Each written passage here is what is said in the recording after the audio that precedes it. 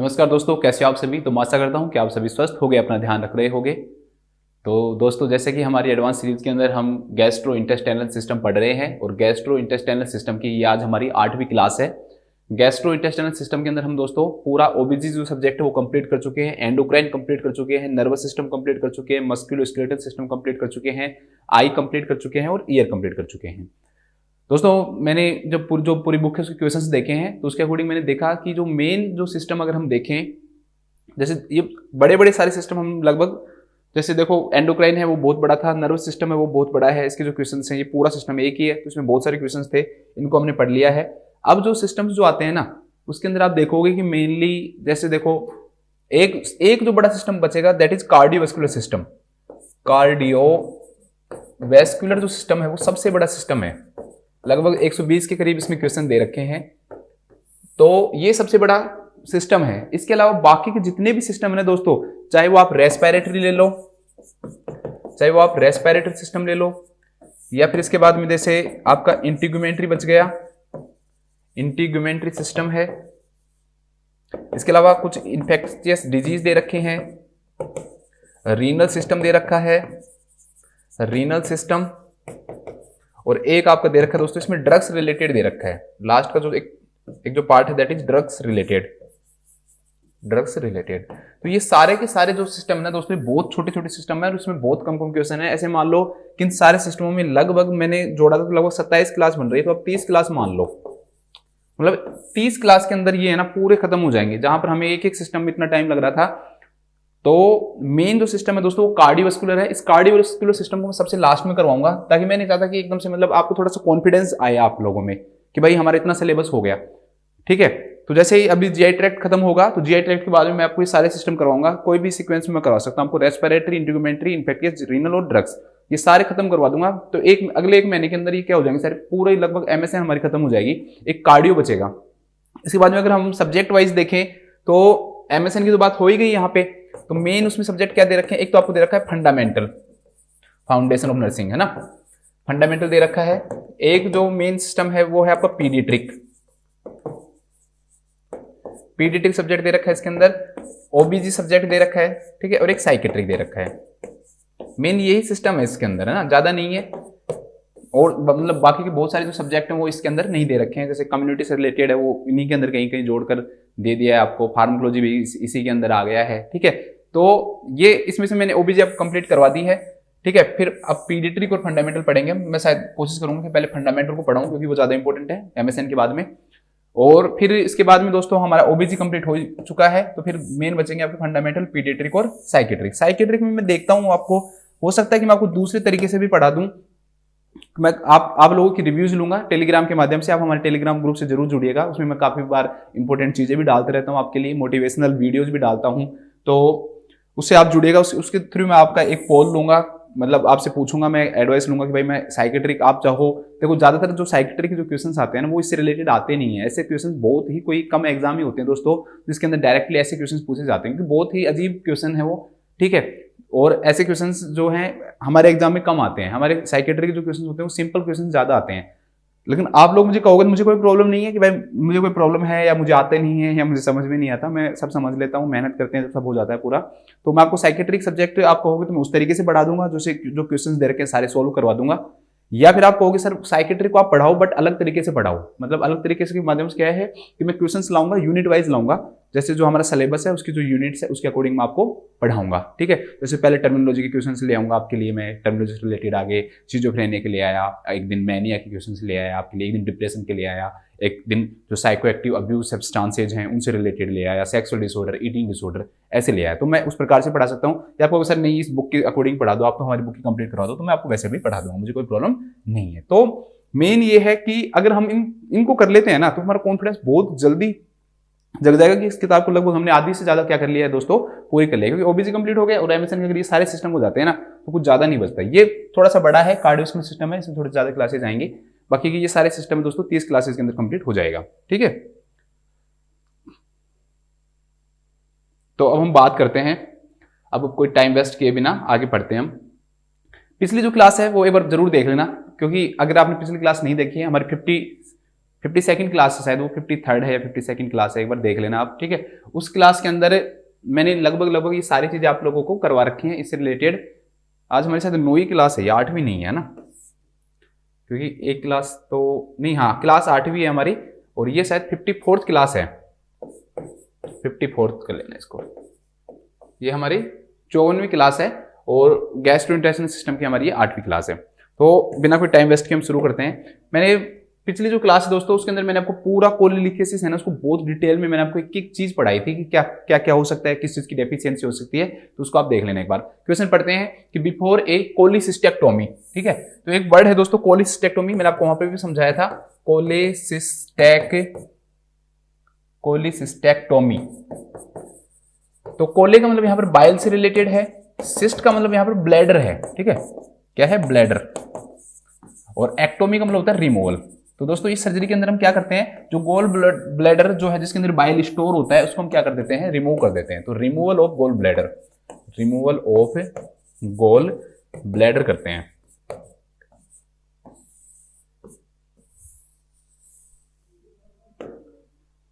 तो ये सर्जरी हुई है, इससे पहले बिफोर ए कोलेसिस्टेक्टोमी विटामिन के इज प्रेस्क्राइब्ड। हमने क्लाइंट को क्या किया दोस्तों, इस सर्जरी से पहले एक क्लाइंट को हमने विटामिन के प्रेस्क्राइब किया है, ठीक है।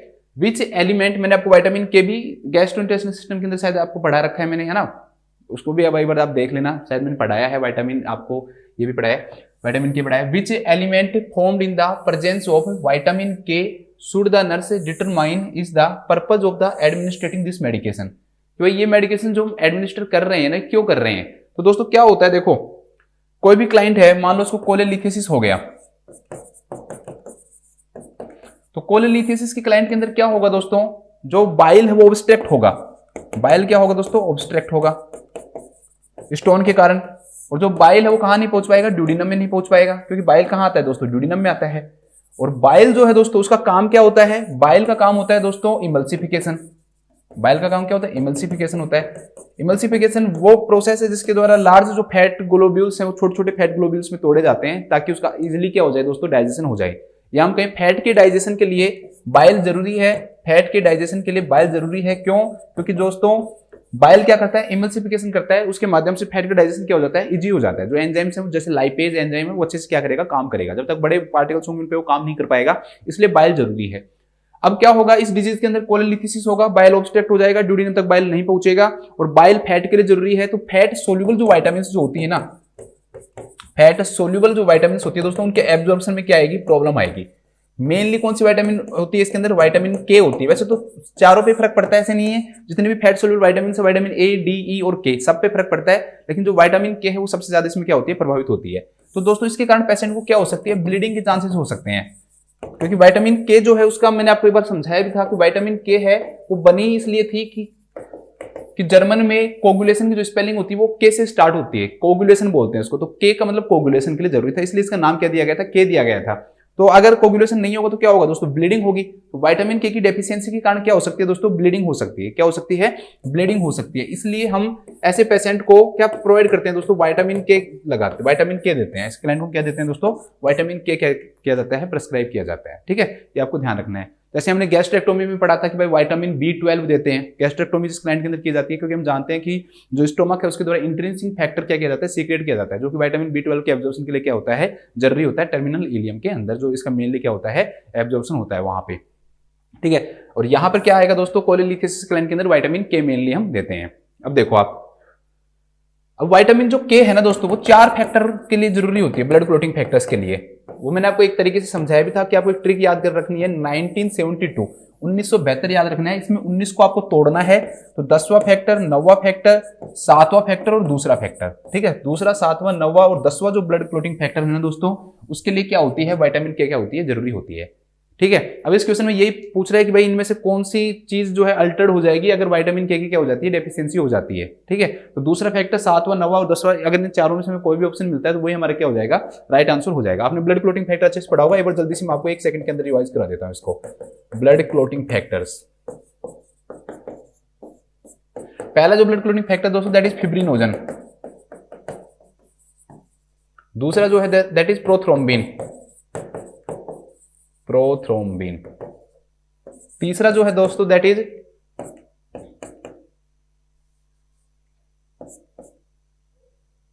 थ्रोम्बोप्लास्टिन,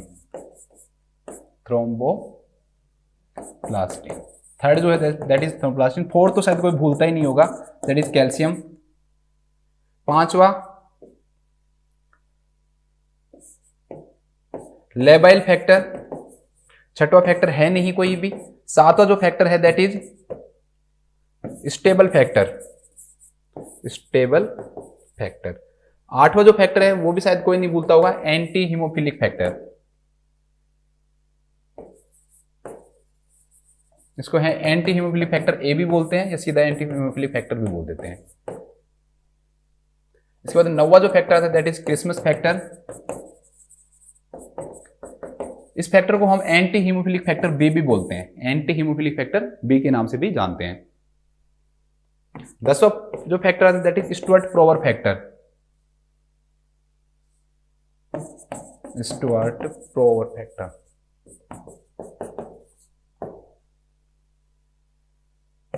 इसके बाद 11वां आता है plasma thromboplastin antecedent.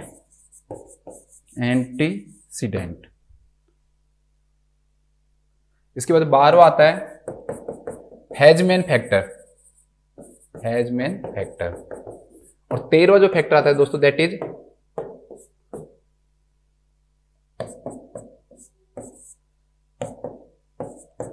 Fibrin stabilising factor.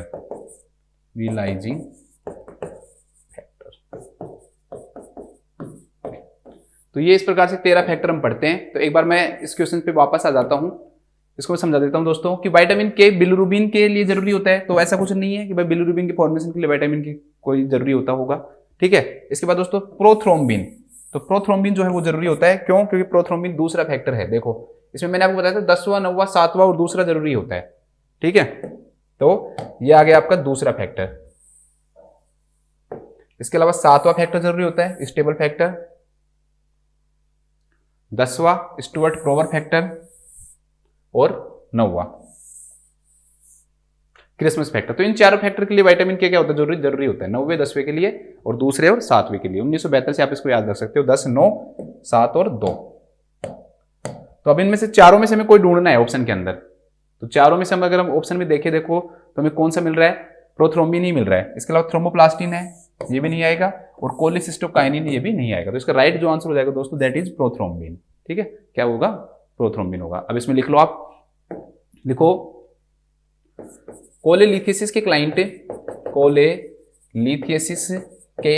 में बाइल के ऑब्स्ट्रक्ट होने के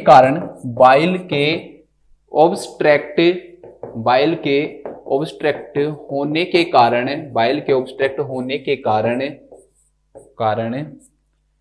फैट सोल्यूबल विटामिन, ऐसे लिखना, फैट सोल्यूबल विटामिन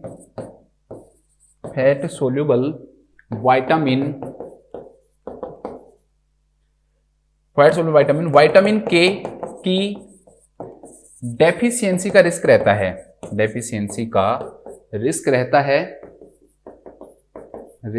है, जो कि ब्लड क्लोटिंग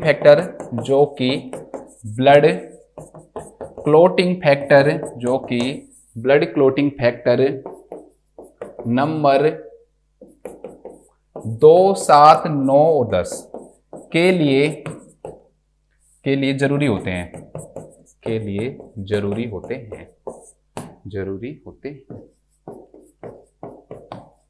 दो को हाईलाइट कर लेना क्योंकि इस क्वेश्चन का आंसर है हमारा प्रोथ्रोम्बिन, ठीक है। तो एक सिंपल क्वेश्चन है, बिल्कुल भी कोई इतना ज्यादा टफ नहीं है ये। इसके बाद नेक्स्ट क्वेश्चन देखते हैं। नेक्स्ट जो क्वेश्चन हमारे सामने आता है that is a client is return to the surgical unit after an abdominal cholecystectomy. मैंने आपको बताया दोस्तों कि कोई भी क्लाइंट है ना, उसको हम वार्ड में रखते हैं। Ward is surgical unit, ward से हम उसको ओटी में भेजते हैं, ठीक है, ऑपरेशन थिएटर से पेशेंट डायरेक्टली सर्जिकल यूनिट में नहीं भेजा जाता, पोस्ट एनेस्थीसिया केयर यूनिट के अंदर भेजा जाता है, पीएसी में। वहां से पेशेंट को हम कहां भेजते हैं दोस्तों? वापस से वार्ड में भेजते हैं। तो पेशेंट जो है उसका ऑपरेशन हुआ है एब्डोमिनल कोलिसिस्टेक्टोमी। अब इसका क्या मीनिंग है एक्चुअली में दोस्तों? ये जो कोलिसिस्टेक्टोमी है ना, उसको हम किस प्रकार से कर सकते हैं, हम कोलिसिस्टेक्टोमी को दोनों मेथड से हम इसके अंदर कर सकते हैं। इसको कोलिसिस्टेक्टोमी को दोनों मेथड से किया जा सकता है, ठीक है। एक जो मेथड है इसमें क्या करते हैं, हम इंसिजन करते हैं, ओपन करते हैं, मतलब डायरेक्ट क्या करते हैं, ओपन करके कट लगा के, और फिर कट लगा के दोस्तों हम क्या करते हैं, सर्जरी करते हैं। तो वो क्या कहलाता है दोस्तों, आपका एब्डोमिनल कोलिसिस्टेक्टोमी कहलाता है, ठीक है। What is the main reason why the nurse should assess the clinical indicator of the respiratory complication. अभी पूछा है दोस्तों, ऐसे क्लाइंट के अंदर जिनके अंदर एब्डोमिनल कोलिसिस्टेक्टोमी किया है, लेप्रोस्कोपिक नहीं किया गया है, ठीक है। दूसरा मेथड लेप्रोस्कोपिक होता है, जिसके अंदर हम दूरबीन की सहायता से करते हैं, दूसरा जो मेथड दैट इज एब्डोमिनल कोलिसिस्टेक्टोमी। तो एक लेप्रोस्कोपिक हो गया, जिसमें हम क्या करते हैं, छोटे इंसिजन लगा के और वो करते हैं, और एब्डोमिनल कोलिसिस्टेक्टोमी होगा, जिसमें हम थोड़ा बड़ा इंसिजन बनाया जाता है और ओपन करके किया जाता है, ठीक है। तो इसमें क्या कह रहा है कि भाई the nurse should assess the clinical indicator of respiratory complications, कि ऐसे क्लाइंट के अंदर रेस्पिरेटरी कॉम्प्लिकेशंस आने के चांसेस क्यों होते हैं, ठीक है। कोलिसिस्टेक्टोमी के जो क्लाइंट है दोस्तों, उनके अंदर क्या रीजन होता है कि भाई रेस्पिरेटरी कॉम्प्लिकेशन आने के चांसेस होते हैं। तो मैंने आपको शायद इस बारे में पहले बताया हुआ है, आप लोगों को बिल्कुल सिंपल है दोस्तों, कि जब एब्डोमिनल इंसिजन बनाया जाएगा और आप गॉल ब्लैडर को रिमूव कर रहे हो, तो वो जो इंसिजन होगा वो बिल्कुल डायफ्राम के क्या होगा दोस्तों, पास होगा, और डायफ्राम के पास होगा तो डायफ्राम जो है रेस्पिरेटरी मसल है उसमें हेल्प करती है। तो जो इंसिजन होगा तो उसके कारण पेशेंट को क्या होगा दोस्तों, पेन फील होगा। तो मैंने आपको मैनेजमेंट में भी आपको बताया कि मैंने स्प्लिंट लगाते हैं भाई, पिल्लो लगा के डीप ब्रीथिंग के लिए, स्पायरोमीटर के लिए, अर्ली एम्बुलेशन के लिए हम क्लाइंट को क्या करते हैं, इसके लिए प्रमोट करते हैं, ताकि उसको रेस्पिरेटरी कॉम्प्लिकेशंस नहीं हो। तो इसलिए क्यों करते हैं दोस्तों, क्योंकि जो इंसिजन होता है that is close proximity to the client's diaphragm, कि ये क्लाइंट के डायफ्राम के बिल्कुल क्या होता है, पास होता है। जो इंसिजन एब्डोमिनल इसमें बनाया जाता है, ठीक है, कोलिसिस्टेक्टोमी में, वो बिल्कुल पास होता है। तो उसके कारण क्या होता है दोस्तों, क्लाइंट के अंदर रेस्पिरेटरी कॉम्प्लिकेशन आने के चांसेस होते हैं। इसलिए हम क्लाइंट को क्या चीज प्रमोट करते हैं भाई, एक तो अर्ली एम्बुलेशन को प्रमोट करते हैं, सेकंड हम क्लाइंट के अंदर स्प्लिंटिंग टेक्निक समझाते हैं, भाई आप तकिया लगा के आपको डीप ब्रीथिंग एक्सरसाइजेस करनी है। इसके अलावा क्लाइंट को स्पायरोमीटर, यूज ऑफ स्पायरोमीटर्स को भी क्या करते हैं, एनकरेज करते हैं, ठीक है। अब इसमें पहला दे रखा है कि भाई length of the time required for the surgery is prolong. ऐसा कुछ नहीं है, सर्जरी कोई बहुत ज्यादा टाइम नहीं चलती भाई, इस कारण चल जाएगी, और सर्जरी के लंबे टाइम चलने के कारण रेस्पिरेटरी कॉम्प्लिकेशन हो जाएंगे। तो दोनों ही बातें क्या है, ये गलत है। नहीं तो सर्जरी का बहुत ज्यादा लंबा टाइम होता है, और लंबे टाइम होने के कारण भी रेस्पिरेटरी कॉम्प्लिकेशन डायरेक्टली कोई रिलेटेड नहीं होते हैं, ठीक है। तो ये भी गलत हो गया। सेकंड तो हमारा राइट आंसर है ही। थर्ड है clients resistance is lowered because of bile in the blood, कि जो क्लाइंट का रेसिस्टेंस होता है दोस्तों, कि तो बाइल जो है वो रेसिस्टेंस पे कोई लेना देना नहीं है। बाइल का सीधा सा काम इमल्सिफिकेशन करना है, help in digestion of the fat और लिपिड्स, ठीक है। तो फैट के डाइजेशन में हेल्प करता है, बॉडी के अंदर कोई इम्यूनिटी बनाने में, रेसिस्टेंस बनाने में इसका कोई योगदान नहीं होता है। तो ये भी आपका क्या हो जाएगा, गलत हो जाएगा। फोर्थ जो दे रखा है दोस्तों, blood stream is invaded bye micro organism from the biliary tract, ठीक है, कि भाई क्या हो रहा है, बाइलरी ट्रैक्ट के द्वारा जो ब्लड स्ट्रीम है वो क्या हो जाता है दोस्तों, इन्वेडेड हो जाता है माइक्रो ऑर्गेनिज्म के द्वारा। तो ये भी बिल्कुल क्या है, गलत है, कि माइक्रो ऑर्गेनिज्म क्या कर देते हैं भाई, बाइलरी ट्रैक्ट से बाहर निकल के और ब्लड के अंदर इन्फेक्शन कोज कर देते हैं, उसके कारण रेस्पिरेटरी कॉम्प्लिकेशंस आ जाते हैं। तो ये भी इसका क्या हो जाएगा दोस्तों, गलत आंसर हो जाएगा। तो राइट जो आंसर हो जाएगा दोस्तों इसका, that is incision is close proximity to the client's diaphragm, कि क्लाइंट के डायफ्राम के पास आने के कारण, क्लाइंट के डायफ्राम इंसिजन के पास होने के कारण क्या होता है दोस्तों, रेस्पिरेटरी कॉम्प्लिकेशंस आने के क्या होते हैं, चांसेस होते हैं। लिख लेते हैं इसे, तो लिखो कोलिसिस्टेक्टोमी के बाद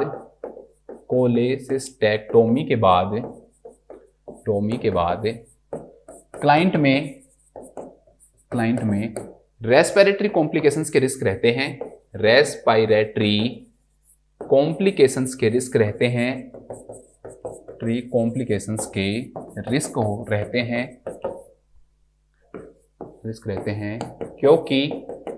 क्योंकि डायफ्राम इंसिजन साइट के पास होता है, इंसिजन साइट के पास या नजदीक होता है, ठीक है। इसके बाद नेक्स्ट क्वेश्चन देखते हैं।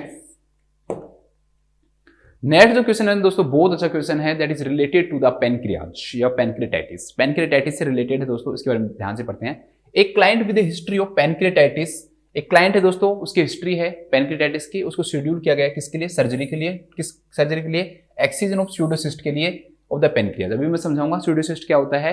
तो जो स्यूडोसिस्ट है दोस्तों पेनक्रियाज का, उसको हमें बाहर निकालना है, रिमूव करना है, तो उसके लिए क्या किया गया है, सर्जरी किया गया है। सर्जरी के लिए उसको प्लान किया गया है, ठीक है, शेड्यूल किया गया है। तो the client ask what is the pseudocyst. Simple सा क्वेश्चन दोस्तों, इस क्वेश्चन में ये पूछ रहा है कि भाई स्यूडोसिस्ट क्या होता है, बस सिंपल सी बात है, स्यूडोसिस्ट बताना है आपको। What information should the nurse include in response to the question, कि आप क्या इन्फॉर्मेशन दोस्तों इसके अंदर डालोगे इससे रिलेटेड। तो पहला दे रखा है दोस्तों कि जो स्यूडोसिस्ट है वो मैलिग्नेंट ग्रोथ होती है, pocket of undigested food particles होते हैं, ये dilated space of necrotic tissues and blood होते हैं, या sac filled with fluid and pancreatic enzyme से होते हैं, ठीक है। तो ये क्या होते हैं इसके बारे में हम बात करते हैं। तो इसको समझने से पहले दोस्तों हमें सबसे पहले समझना होगा कि व्हाट इज पैनक्रियाटाइटिस। अगर पैनक्रियाटाइटिस का नहीं पता तो उसके कॉम्प्लिकेशंस के बारे में हम बिल्कुल भी नहीं समझ पाएंगे। तो सबसे पहले मैं आपको पैनक्रियाटाइटिस के बारे में समझाता हूं, इससे रिलेटेड जो भी कोजेज हैं, रिस्क फैक्टर है, सबके बारे में हम बात करेंगे। अब इसकी डेफिनेशन बताने की मुझे लगता नहीं कि आपको जरूरत है, क्योंकि inflammation of the pancreas is called pancreatitis. Pancreas का इन्फ्लेमेशन क्या कहलाता है दोस्तों? पैनक्रियाटाइटिस कहलाता है। पैनक्रियाटाइटिस दो प्रकार का होता है, that is acute and chronic. Acute का मतलब दोस्तों जब एकदम से सीवियर पेन का एपिसोड क्लाइंट के अंदर फर्स्ट टाइम आता है तो उसे एक्यूट के नाम से जानते हैं, और लंबे समय तक अगर बना रहता है दोस्तों उसके कारण इसको हम किस नाम जानते हैं दोस्तों? क्रोनिक के नाम से जानते हैं, क्रोनिक पैनक्रियाटाइटिस के नाम से जानते हैं। यहां से मोस्ट इंपोर्टेंट क्वेश्चंस आते हैं दोस्तों इसके रिस्क फैक्टर के बारे में। दो क्वेश्चन बनते हैं, बहुत इंपॉर्टेंट क्वेश्चन, ध्यान रखना कि एक्यूट पैनक्रियाटाइटिस का मोस्ट कॉमन रिस्क फैक्टर क्या होता है। तो इसका सबसे मोस्ट कॉमन जो रिस्क फैक्टर होता है दैट इज गोल स्टोन, मतलब कोलेलिथियासिस। एक्यूट पैनक्रियाटाइटिस जो है दोस्तों उसके कारण क्या हो सकता है? गोल स्टोन हो सकता है। अब आपको सर ऐसा क्यों होता है? जो कोलेलिथियासिस होगा, गोल स्टोन होगा दोस्तों, तो वो ऑब्स्ट्रक्ट करेगा, तो डाइजेशन में प्रॉब्लम आएगी, तो लाइपेज जो एंजाइम है, जो एंजाइम्स जो सीक्रेशन है वो बढ़ जाएगा, कई बार उनका बैक फ्लो तक भी होने लग जाता है दोस्तों। तो गोल स्टोन जो है उसके कारण क्या हो सकता है दोस्तों? आप जानते हो कि पैनक्रियाज और जो कॉमन बाइल जो डक्ट है दोस्तों वो एक जगह खुलती है, ठीक है, एम्पुला ऑफ बेटर के द्वारा एक जगह खुलती है। अब वहां पर क्या होगा दोस्तों? जब ऑब्स्ट्रक्ट हो जाएगा, बाइल नहीं मिलेगा, तो पैनक्रियाज के ऊपर लोड बढ़ेगा, ठीक है, तो ज्यादा मात्रा में लाइपेज सीक्रेट करने लग जाता है, तो उसका पैनक्रियाज का कई बार ऑटो डाइजेशन भी स्टार्ट हो जाता है, ठीक है, तो उसके कारण इन्फ्लेमेशन होने की क्या रहते हैं? चांसेस रहते हैं। तो क्वेश्चन आएगा most common cause of acute pancreatitis is gall stone, और क्वेश्चन आएगा तो second most common cause of chronic pancreatitis is gall stone. इसका सेकंड है, क्रोनिक का सेकंड है। दूसरा क्वेश्चन आता है दोस्तों कि एक्यूट पैनक्रियाटाइटिस का सेकंड मोस्ट कॉमन कोज क्या है? That is alcohol. अल्कोहल जो होता है दोस्तों वो सेकंड मोस्ट कॉमन कोज होता है किसका? एक्यूट पैनक्रियाटाइटिस का, और क्रोनिक का फर्स्ट होता है। तो ये दोनों तो आपको याद रखने ही रखने हैं, ठीक है। अल्कोहल इसमें गोल स्टोन, अल्कोहल इसमें अल्कोहल और गोल स्टोन। अल्कोहल के अंदर होता क्या है? जब क्लाइंट दोस्तों अल्कोहल लेता है ना, तो अल्कोहल लेने के कारण क्या हो जाता है कि जो पैनक्रियाटिक जो एंजाइम्स जो होते हैं ना दोस्तों वो ज्यादा मात्रा में क्या होने लग जाते हैं? सीक्रेट्स होने लग जाते हैं, और सीक्रेट होने के कारण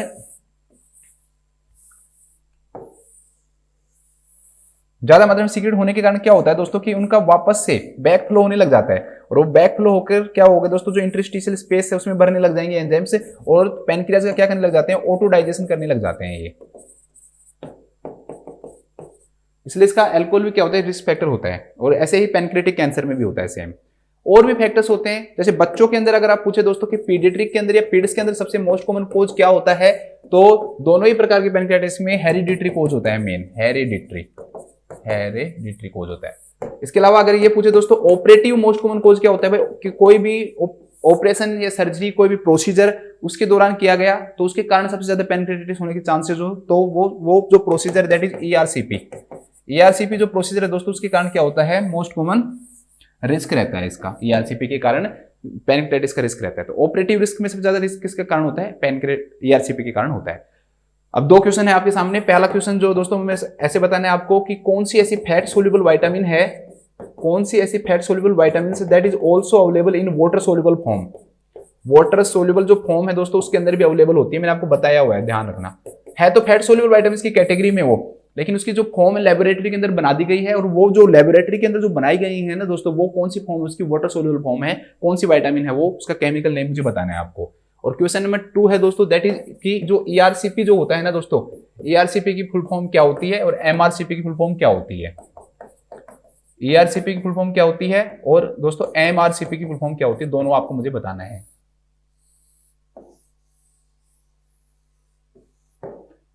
ठीक है,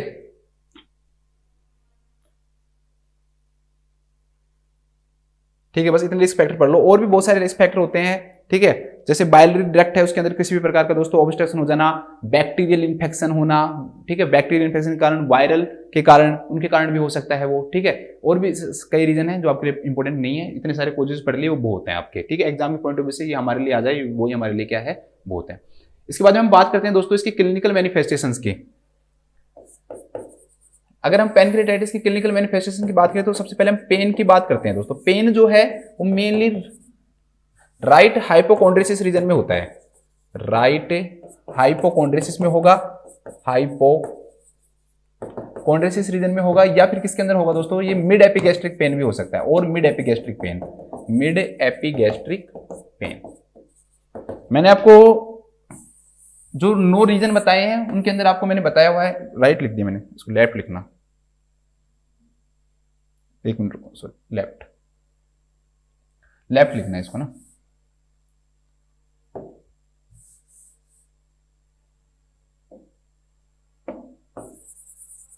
लेफ्ट लिखना, लेफ्ट, लेफ्ट हाइपोकॉन्ड्रिसिस रीजन में लिखना, ठीक है। लेफ्ट हाइपोकॉन्ड्रिसिस भी या लेफ्ट हाइपोकॉन्ड्रिक लिख लो, chondriac better word, left hypochondriac region में होगा, या फिर मिड एपिगैस्ट्रिक पेन भी होता है। और भी हम पेन की बात करेंगे। मैंने आपको रीजन ऑफ 9 बताया हुआ है दोस्तों।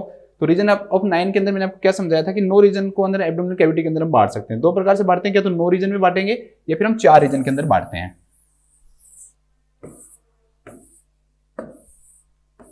तो इसके अंदर ये वाला जो रीजन है दोस्तों दैट इज एपिगैस्ट्रिक।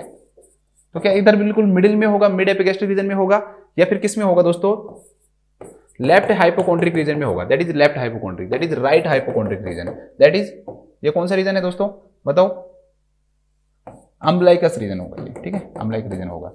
इसके बाद में ये और ये कौन सा रीजन है, ये कौन सा रीजन है। अब ऐसे इसको लेकिन आप क्वेश्चन में समझाओगे कैसे, अगर आपको मैं क्वेश्चन भी दे दूं तो चलो आप मुझे बताओ, चलो इतने तो मैं नहीं दूंगा आपको मेरे को बताना है। जैसे ये तो आपको सबको पता ही है, ये राइट लंबर है, that is left lumbar, left lumbar, ये आपका राइट इनग्वाइनल है, ये लेफ्ट इनग्वाइनल रीजन है, लेफ्ट इनग्वाइनल रीजन है, ये एपिगैस्ट्रिक रीजन है। तो ये कौन सा रीजन होगा, इसको मैं क्वेश्चन नंबर 3 देता हूं आपको। क्वेश्चन नंबर 3 में आपको मुझे बताना है कि यहाँ पर कौन सा एरिया आएगा, ठीक है। थोड़ा सा याद होगा आपको, ये एपिगैस्ट्रिक है तो ये कौन सा रीजन होगा, ठीक है। तो नेक्स्ट क्वेश्चन नंबर 3 हमारा आता है, आपको मुझे बताना है कि ये कौन सा रीजन है, ठीक है। बाकी के सारे रीजन मैंने आपको बता दिए। तो अगर हम इसके अकॉर्डिंग बांटें तो क्या तो मिड एपिगैस्ट्रिक पेन होगा या फिर लेफ्ट हाइपोकॉन्ड्रिसिस होगा। हमारी जो इनकेस बुक है उन्होंने ऐसा ही दे रखा है, लेकिन हम ज्यादा डिटेल में पढ़ते हैं ना दोस्तों, तो वहां पर दे रखा है कि भाई पैनक्रियाज की कौन सी साइड जो है वो पैनक्रियाटाइटिस के लिए वो हुई है, इन्फ्लुएंस हुई है, वो मतलब जहां पर इन्फ्लेमेशन हुआ है उसके अकॉर्डिंग पेन होता है। इसमें लेफ्ट साइड में भी हो सकता है, ठीक है, लेफ्ट हाइप जो राइट साइड में भी हो सकता है और लेफ्ट में भी हो सकता है। बट हमारे सभी बुक के अंदर हमने जो एनग्लैक्स है उनमें भी सब में क्या दे रखा है, लेफ्ट हाइपोकॉन्ड्रिक रीजन ही दे रखा है, इसलिए आप उसको थोड़ा सा याद रख लेना, ठीक है। आप इसी के अकॉर्डिंग पढ़ो, ज्यादा डिटेल में जाओगे तो क्वेश्चंस की गलत होने के चांसेस हो जाएंगे। तो आपको यही याद रखना है कि एपिगैस्ट्रिक और लेफ्ट हाइपोकॉन्ड्रिक रीजन में ही होता है, ठीक है। अब इसके पेन से रिलेटेड और सुनो, पेन स्टार्टिंग के अंदर डल रहेगा और फिर बाद में क्या होता जाएगा, ये सीवियर पेन हो जाएगा। स्टार्टिंग में डल पेन से स्टार्ट होगा, मतलब कम पेन रहेगा, और फिर पेशेंट को क्या होगा दोस्तों, सीवियर पेन होगा। और सुनो पेन के बारे में, पेन जो होगा दोस्तों, जो क्लाइंट है अगर वो लेटा हुआ रहता है, लाइंग कंडीशन में रहता है, लेटा हुआ है, रिकम्बेंट पोजिशन बोलते हैं इसको हम, तो उस समय जो पेन होता है दोस्तों वो उसका क्या होता है, बढ़ जाता है, ज्यादा पेन होता है। इसलिए जो क्लाइंट है वो लेटता नहीं है, वो कोशिश करता है कि क्लाइंट को पेन कब होता है दोस्तों, कम पेन होगा जब sitting and leaning forward position में पेन क्या हो जाता है, कम हो जाता है। Sitting and leaning forward position में पेन क्या हो जाता है दोस्तों, उसका कम हो जाता है।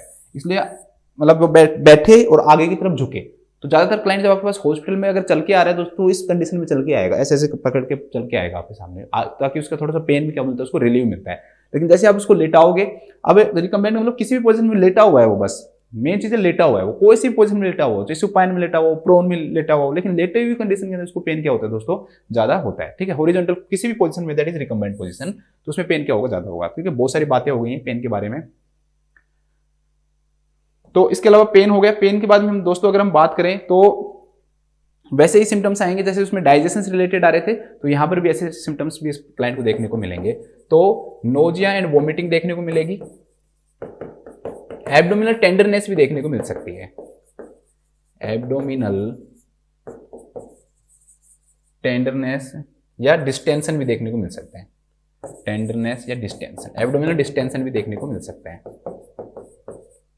एब्डोमिनल टेंडरनेस या डिस्टेंशन भी ऐसे पेशेंट को अंदर देखने को मिल सकता है, ठीक है। इनडाइजेशन देखने को मिलेगा।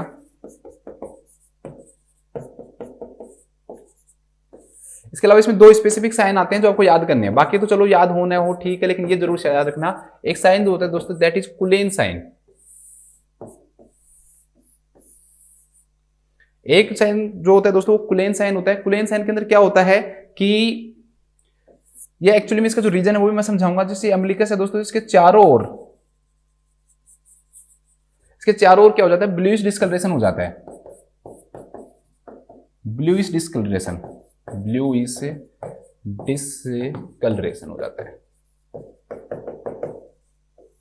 ठीक है, तो इसे हम किस नाम जानते हैं दोस्तों, कुलेन साइन के नाम से जानते हैं। इसका जो रीजन होता है दैट इज, कुलेन साइन का भी रीजन यही होता है, और जो ग्रेव टर्नर साइन है उसका भी रीजन यही होता है। एक होता है टर्नर साइन, टर्नर साइन के अंदर जो फ्लैंक जो रीजन है दोस्तों, साइड में जो रीजन है, यहां पर क्या होगा, ब्लूइश डिस्कलरेशन देखने को मिलेगा। तो इसे हम किस नाम जानते हैं, इसे टर्नर साइन में बोलते हैं, या ग्रेव टर्नर साइन के नाम से भी जानते हैं इसे हम, ग्रेव टर्नर साइन।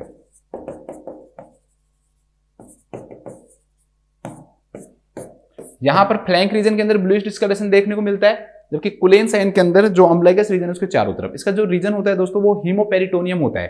एक्चुअली में पेरिटोनियम लेयर के अंदर क्या होने लग जाता है, ब्लड कलेक्ट होने लग जाता है। ठीक है, तो उसके कारण से ये साइन आते हैं। तो ये दोनों साइन आपको जरूर याद रखने हैं, एक कुलेन साइन है दोस्तों, और एक आपका क्या है, टर्नर साइन है। अगर ज्यादा और ज्यादा डिजीज बढ़ी, मतलब कि अगर क्रोनिक की तरफ गई है, तो उसके कारण क्लाइंट को वेट लॉस होने लग जाएगा, वेट लॉस होगा, मसल्स की वेस्टिंग होगी, मसल वेस्टिंग होगी, फ्लूइड एंड इलेक्ट्रोलाइट इंबैलेंस होगा, फ्लूइड एंड इलेक्ट्रोलाइट इंबैलेंस के चांसेस रहेंगे। इसलिए ऐसे क्लाइंट के अंदर हम पोटेशियम को क्या करते हैं, मॉनिटर करते रहते हैं, क्योंकि हर चीज की कमी होने के चांसेस रहते हैं ना। वैसे कैल्शियम की भी कमी हो सकती है, ठीक है, पोटेशियम की कमी हो सकती है, इलेक्ट्रोलाइट की कमी होने के देखने के चांसेस मिलते हैं, क्योंकि क्लाइंट जो है दोस्तों सही तरह से जब कोई चीज डाइजेस्ट ही नहीं हो रही, खा रहा है, नोजिया वोमिटिंग हो रही है, उसका किसी चीज का डाइजेशन नहीं हो पा रहा है, क्योंकि पैनक्रियाज तो हर चीज के लिए जरूरी होता है दोस्तों। तो पैनक्रियाज से इंसुलिन भी सीक्रेट होता है, कार्बोहाइड्रेट के लिए भी जरूरी होता है वो, ठीक है, इसलिए लेटर फेज के अंदर डायबिटीज मेलाइटस के साइन भी देखने को मिलते हैं। और पोटेशियम को मॉनिटर करने के लिए हम कार्डियक मॉनिटरिंग भी साथ में करते हैं, क्योंकि अगर पेशेंट को हाइपोकैलेमिया हो गया तो कार्डियक मॉनिटरिंग भी क्या होती है, जरूरी होती है। एक इंटरेस्टिंग फैक्ट बता देता हूं कि पैनक्रियाटाइटिस है ना, कैल्शियम के ज्यादा होने के कारण हो सकता है, लेकिन पैनक्रियाटाइटिस होने के बाद कैल्शियम की क्या देखने को मिलती है, कमी देखने को मिलती है। तब हम रिस्क फैक्टर पढ़ते हैं ना पैनक्रियाटाइटिस के, तो उसके अंदर देखने को मिलता है आपको hypercalcaemia and hyperparathyroidism. Hyperparathyroidism के अंदर या हाइपर कैल्शियमिया के अंदर भी क्या होता है दोस्तों, रिस्क फैक्टर होते हैं किसके, पैनक्रियाटाइटिस के। इसके अलावा हाइपर लिपिडेमिया भी इसका क्या होता है, रिस्क फैक्टर होता है। ठीक है, तो लेकिन जब ये डिजीज हो जाएगी तो होने के बाद में इस चीजों की क्या देखने को मिलेगी, कमी, हाइपोकैलेमिया देखने को मिलेगा, हाइपोकैल्शियमिया देखने को मिलता है। तो इसलिए फ्लूइड एंड इलेक्ट्रोलाइट इंबैलेंस भी देखने को मिलेगा। इसके अलावा दोस्तों और ज्यादा होगा तो एसाइटिस भी देखने को मिल सकती है। ठीक है, साइन ऑफ जॉइंटिस देखने को मिल सकते हैं, साइन ऑफ जॉइंटिस देखने को मिल सकते हैं, एंड डायबिटीज मेलाइटस के भी साइन आ सकते हैं, क्योंकि pancreas is responsible for secretion of insulin. Insulin की जरूरी इंसुलिन नहीं होगा तो डायबिटीज मेलाइटस के क्या आ जाएंगे, चांसेस हो जाएंगे। एसाइटिस के अंदर अब क्या होगा दोस्तों कि जब मैंने आपको एसाइटिक टैपिंग के बारे में बताया था तो मैंने आपको उसमें समझाया था दोस्तों कि जो पेरिटोनियम जो लेयर है, उस पेरिटोनियम लेयर के अंदर क्या हो जाता है दोस्तों, फ्लूइड का कलेक्शन हो जाता है। तो उसके कारण क्या हो सकता है दोस्तों, क्रोनिक पैनक्रियाटाइटिस के अंदर ये सारे साइन भी देखने को मिल सकते हैं। उन साइन के अलावा ये साइन भी देखने को मिलेंगे, वेट लॉस होगा, मसल्स वेस्टिंग हो जाएगी, फ्लूइड इंबैलेंस देखने को मिलेगा, एसाइटिस भी देखने को मिल सकते हैं, साइन ऑफ जॉइंटिस देखने को मिल सकते हैं, और डायबिटीज मेलाइटस देखने को मिल सकते हैं। ठीक है, ये सब भी देखने को मिलते हैं। अब आप मेरे को बताना है आपको नेक्स्ट जो क्वेश्चन है, शायद चौथा क्वेश्चन हमारा, क्वेश्चन नंबर 4 कि ascitic tapping is also known as, ascitic कौन सा प्रोसीजर कहलाता है ये, ascitic tapping is also known as, ascitic tapping को हम और किस नाम से जानते हैं ये बताना है मुझे आपको, आप मुझे ये बताओगे। ठीक है, ये प्रोसीजर मैंने आपको करवाया हुआ है।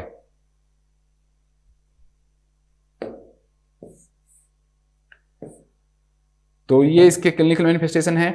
इसके बाद में अगर इसके हम इसके अगर डायग्नोस्टिक इवैल्यूएशन की बात करें दोस्तों, तो मेनली इसमें एक तो एक्सरे भी करवाते हैं और एक इसके अंदर हम सीटी स्कैन करवाते हैं मेनली, और जो जितने भी जो लीवर फंक्शन टेस्ट है वो सब करवाते हैं, जिसके अंदर हम देखते हैं भाई बिलिरुबिन का लेवल कितना आ रहा है, क्योंकि बिलिरुबिन का लेवल बढ़ा हुआ मिल सकता है, लाइपेज का लेवल जो है दोस्तों वो भी क्या मिल सकता है, बढ़ा हुआ मिल सकता है, एल्कलिन जो फोस्फेटेज जो है दोस्तों उसका लेवल भी बढ़ा हुआ मिल सकता है। तो बिलिरुबिन, लाइपेज और एल्कलिन फोस्फेटेज, इन तीनों के लेवल क्या मिल सकते हैं आपको, बढ़े हुए मिल सकते हैं। ठीक है, तो ये हम डायग्नोस्टिक इवैल्यूएशन में लीवर फंक्शन टेस्ट भी करवाते हैं। CT scan investigation of choice कहलाती है इसके, और एक एक्सरे। एक्सरे के अंदर कुछ साइन देखने को मिलते हैं, लेकिन आपके एग्जाम पॉइंट ऑफ व्यू से ज़्यादा इंपॉर्टेंट है नहीं वो। जब हम डिटेल में पढ़ते हैं तो उसमें पढ़ते हैं कि जो रीनल जो हेलो साइन देखने को मिलता है, ठीक है, इसके अलावा कोलोन कट साइन देखने को मिलता है, बट वो आप मत पढ़ो, कोई फायदा नहीं होगा उससे, है ना। बस सिंपल याद रखना, एक्सरे और सीटी स्कैन होता है। इसके अगर मैनेजमेंट की बात करें दोस्तों, तो हम जो क्लाइंट है उसको हम ज़्यादातर इसमें क्या रखेंगे, एनपीओ रखेंगे, ठीक है, क्योंकि ज्यादा फ्लूइड देंगे तो ज्यादा जो पैनक्रियाज है दोस्तों और एंजाइम सीक्रेट करेगा, जब खाना देंगे और एंजाइम सीक्रेट करेगा और ये कंडीशन और ज्यादा क्या हो जाती है, सीवियर हो जाती है। इसलिए हम क्लाइंट को एनपीओ रखते हैं। ठीक है, इसके अलावा फ्लूइड के लिए हम इसको आईवी फ्लूइड्स देंगे, आईवी फ्लूइड्स देते हैं एंड टीपीएन। ठीक है, इसके अलावा मेडिसिन के अंदर हम पैनक्रियाटिक एंजाइम्स देते हैं उसे, पैनक्रियाटिक एंजाइम्स देते हैं, बाइल साल्ट देते हैं,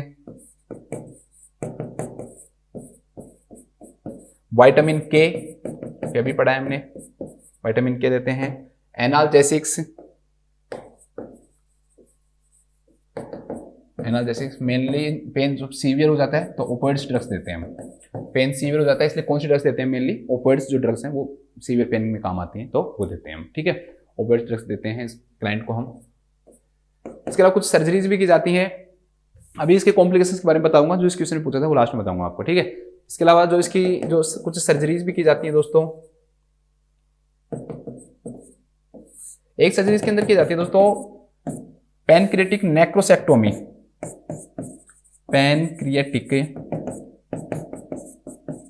नेक्रोसेक्टोमी। जो पैनक्रियाटिक टिश्यू जिनके नेक्रोसिस हो गए, स्कार बन गए, उनको क्या करते हैं हम रिमूव करते हैं, तो इसे हम पैनक्रियाटिक नेक्रोसेक्टोमी के नाम से हम इसे जानते हैं, या पैनक्रियाटिक डिफिब्रिलेशन करते हैं ना, या एक्सीजन लिख लो इसमें, एक्सीजन ऑफ स्यूडोसिस्ट। अभी मैं स्यूडोसिस्ट आपको समझाऊंगा, एक्सीजन ऑफ स्यूडोसिस्ट भी किया जाता है इसमें। स्यूडोसिस्ट जो होता है ना दोस्तों, वो क्या होता है, स्यूडोसिस्ट हम क्या करते हैं, रिमूव करते हैं या डिब्रीमेंट करते हैं। ठीक है, डिब्रीमेंट भी इसके अंदर क्या किया जाता है। ठीक है, क्या करते हैं, देखो पैनक्रियाटिक नेक्रोसेक्टोमी के अंदर क्या होगा कि जो पैनक्रियाटिक जो टिश्यूज है दोस्तों, जो नेक्रोज हो गए हैं, ठीक है, जिनकी डेथ हो गई है, उनको हम रिमूव करते हैं, तो दैट इज कॉल्ड पैनक्रियाटिक नेक्रोसेक्टोमी कहलाता है। और स्यूडोसिस्ट क्या होता है इसके बारे में बात करते हैं। जब हम पैनक्रियाटाइटिस के कॉम्प्लिकेशंस पढ़ते हैं दोस्तों, उस कॉम्प्लिकेशन के अंदर आता है कि एक इसका जो कॉम्प्लिकेशन होता है दैट इज स्यूडोसिस्ट, स्यूडोसिस्ट होता है। इसके अलावा एब्सेस बन सकता है और इसके अलावा फिस्टुला बन सकते हैं। ठीक है, ये तीन इसके क्या होते हैं, मेनली कॉम्प्लिकेशन होते हैं पैनक्रियाटाइटिस के।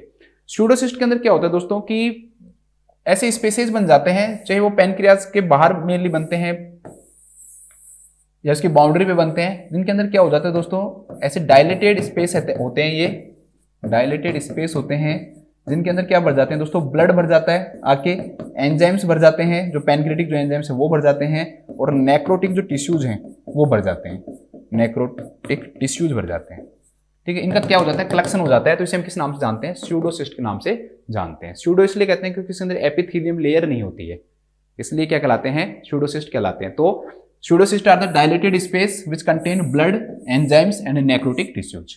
ठीक है, स्यूडोसिस्ट क्या होते हैं, डायलेटेड स्पेस होते हैं जिनके अंदर ब्लड, एंजाइम और नेक्रोटिक टिश्यूज पाए जाते हैं। This is the complication of the pancreatitis. इसके अलावा एब्सेस का फॉर्मेशन हो सकता है। ठीक है, और फिस्टुलाज का मतलब क्या होता है दोस्तों कि जो ओपनिंग बन जाती है। ठीक है, तो कोई दो ऑर्गन अगर एक दूसरे से जुड़ जाते हैं दोस्तों, तो हम किस नाम से जानते हैं, फिस्टुलाज के नाम से जानते हैं। तो ये भी इसके अंदर देखने को मिल सकता है। ठीक है, बस बहुत इतना पढ़ लिया। मेन इसके ऊपर एक तो इन दोनों साइन को याद रखना। ठीक है, इनको जरूर फोकस करना, हमारे कॉम्पिटिटिव एग्जाम में इससे रिलेटेड क्वेश्चंस पूछे जाते हैं। तो आपको पूछ सकता है कुलेन साइन के बारे में और टर्नर साइन के बारे में कि कौन सी डिजीज के अंदर ये साइन देखने को मिलते हैं। ठीक है, इस पे जरूर फोकस कर लेना। अब वापस हमारे क्वेश्चंस पाते हैं, और एक इसका जो इंपॉर्टेंट है दोस्तों दैट इज पेन। पेन से रिलेटेड क्वेश्चन पूछा जा सकता है कि पेन कहाँ होता है, और एक इसके जो कोजेज हैं इनको जरूर देख लेना, जो रिस्क फैक्टर्स हैं मेनली ये जरूर देख लेना। बस और कुछ ज्यादा चाहिए आपको नहीं समझ में, बट इतना तो आपको पढ़ना ही पड़ेगा। चलो अब आ जाओ। तो इसमें बात इस क्वेश्चन में करी किसके रहा है दोस्तों, वो स्यूडोसिस्ट की बात कर रहा है कि स्यूडोसिस्ट क्या है। पहले दे रखा है मैलिग्नेंट ग्रोथ, ऐसा कुछ नहीं है। मैलिग्नेंट ग्रोथ जो होती है that is related to pancreatic cancer. ठीक है, पैनक्रियाटिक कैंसर से रिलेटेड होती है वो। Pocket of undigested food particles, जो फूड पार्टिकल्स दोस्तों डाइजेस्ट नहीं हुए हैं, अनडाइजेस्टेड हैं, उनके क्या बन जाते हैं, पॉकेट बन जाते हैं। तो ये भी क्या है, बिल्कुल गलत है। थर्ड दे रखा है dilated space of necrotic tissues and blood. ठीक है, कि जो नेक्रोटिक टिश्यूज जो ब्लड है दोस्तों, उनकी डायलेटेड स्पेस ही क्या कहलाते हैं, स्यूडोसिस्ट कहलाते हैं। तो यही इसका क्या हो जाएगा, राइट आंसर हो जाएगा। मैंने आपको ऐसे कैसे समझाया है कि स्यूडोसिस्ट क्या होते हैं, डायलेटेड स्पेस होते हैं जिसमें नेक्रोटिक टिश्यूज, ब्लड और एक साथ में एंजाइम्स, पैनक्रियाटिक एंजाइम्स क्या हो जाते हैं, फिल हो जाते हैं। उन्हें हम किस नाम से जानते हैं, स्यूडोसिस्ट के नाम से जानते हैं। और लास्ट दे रखा है इसमें sac filled with fluid and pancreatic enzymes. तो ये भी क्या हो गया, गलत हो गया कि भाई पैनक्रियाटिक एंजाइम्स और फ्लूइड जो है, फ्लूइड नहीं आएगा इसके अंदर, मेनली क्या आएगा दोस्तों, आपका ब्लड एंड एंजाइम्स आएगा। ठीक है, और वो भी क्या होते हैं, ये डायलेटेड स्पेस होते हैं, यानी कि सैक होती है। कोई सैक नहीं बनती क्योंकि एपिथेलियम लेयर नहीं पाई जाती इनमें, तो ये स्पेसेज पाए जाते हैं। तो dilated space of necro tissues and blood is known as pseudocyst. तो लिखो पैनक्रियाटाइटिस का एक कॉम्प्लिकेशन स्यूडोसिस्ट होता है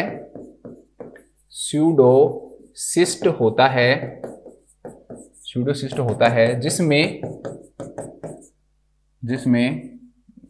जो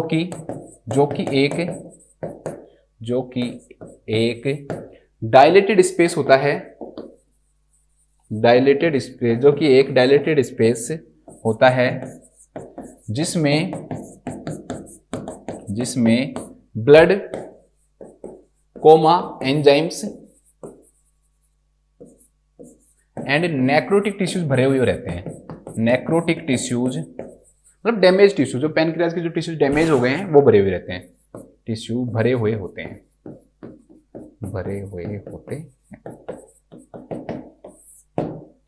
ठीक है, चलो नेक्स्ट।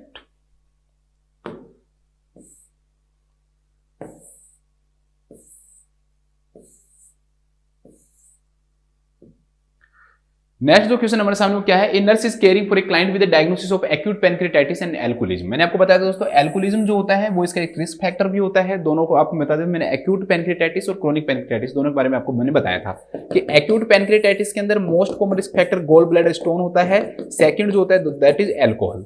क्रोनिक पैनक्रियाटाइटिस के अंदर मोस्ट कॉमन जो रिस्क फैक्टर होता है वो एल्कोहल होता है, और सेकंड जो होता है that is gall bladder stone. ठीक है, गॉल ब्लैडर मतलब गॉल ब्लैडर स्टोन, कोलेलिथियसिस।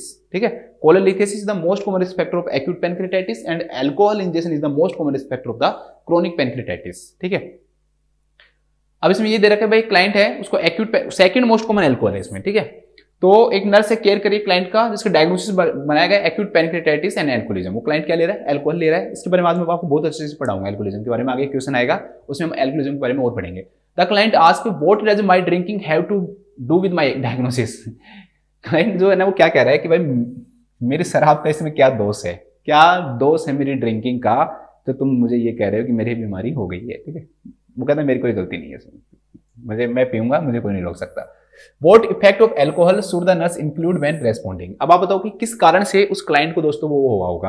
तो मैंने आपको पहले समझाया भी है दोस्तों कि जो अल्कोहल है ना, जैसे ही क्लाइंट अल्कोहल लेता है तो अल्कोहल के कारण जो पैनक्रियाटिक जो एंजाइम्स हैं, पैनक्रियाटिक जो जूस है उसके जो सीक्रेशन है वो दोस्तों क्या हो जाते हैं, इंक्रीज हो जाते हैं। और ये इंक्रीज जो सीक्रेशन है ना दोस्तों, ये क्या करने लग जाता है, यहाँ पर बैक फ्लो होने लग जाता है। क्या होने लग जाता है, इनका बैक फ्लो होने लग जाता है। और ये बैक फ्लो क्या काम करवाता है कि जो पैनक्रियाज के जो सेल्स हैं उनके बीच में, पैनक्रियाज की सेल्स के बीच में पाए जाने वाला इंटरस्टिशियल जो स्पेस है वहां पर जाकर वो एंजाइम्स क्या हो जाते हैं, फिल हो जाते हैं। और वहां पर जाने के बाद वो उसको फैट समझ लेते हैं और पैनक्रियाज का क्या करने लग जाते हैं, डाइजेशन करने लग जाते हैं। ठीक है, उसके कारण ऑटो डाइजेशन हो जाता है।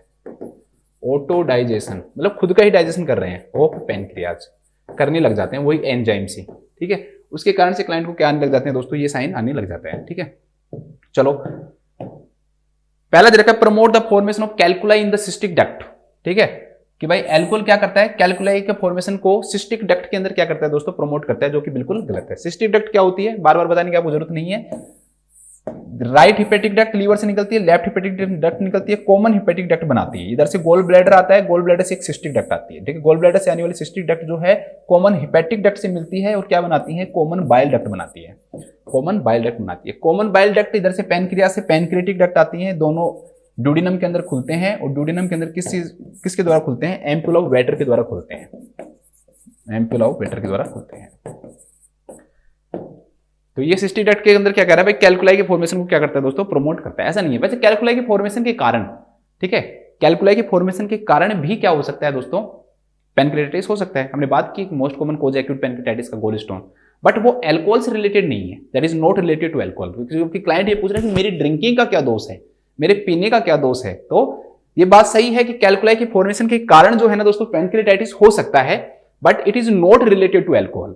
ठीक है, अल्कोहल से रिलेटेड नहीं है, क्योंकि अल्कोहल जो है वो प्रमोट नहीं करता कैल्कुलाई के फॉर्मेशन को। सेकंड देखा, stimulate the pancreas to secrete more insulin that it can immediately produce.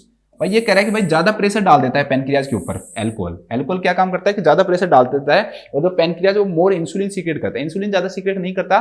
Alcohol ऐसा तो है नहीं कि वो हाईली कार्बोहाइड्रेट है कि भाई उसके अंदर कार्बोहाइड्रेट ज्यादा है तो उसकी इंसुलिन की जरूरत पड़ेगी, तो इंसुलिन के ऊपर कोई फर्क नहीं डालता है एल्कोहल, ठीक है। तो ये भी क्या हो जाएगा, गलत हो जाएगा। यहाँ ये भी गलत हो गया। वो कह रहा है ये भी नहीं हुआ, और बताओ, ठीक है। शराबी कह रहा है कि और बताओ मुझे, ये भी नहीं है, मेरा गलती नहीं है।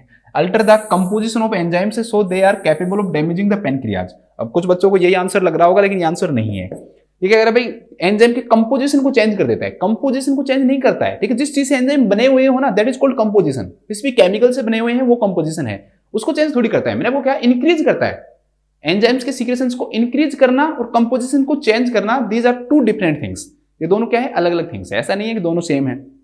तो जो अल्कोहल है ये चेंज नहीं करता है कंपोजिशन को। It can not change the composition of enzymes, ठीक है।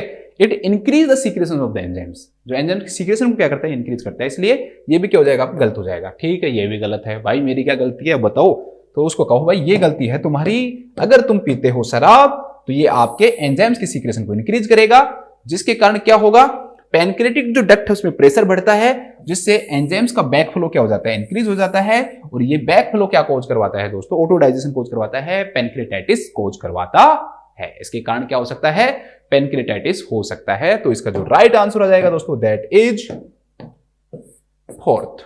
तो लिखो, अल्कोहल इंजेक्शन के कारण, अल्कोहल इंजेक्शन के कारण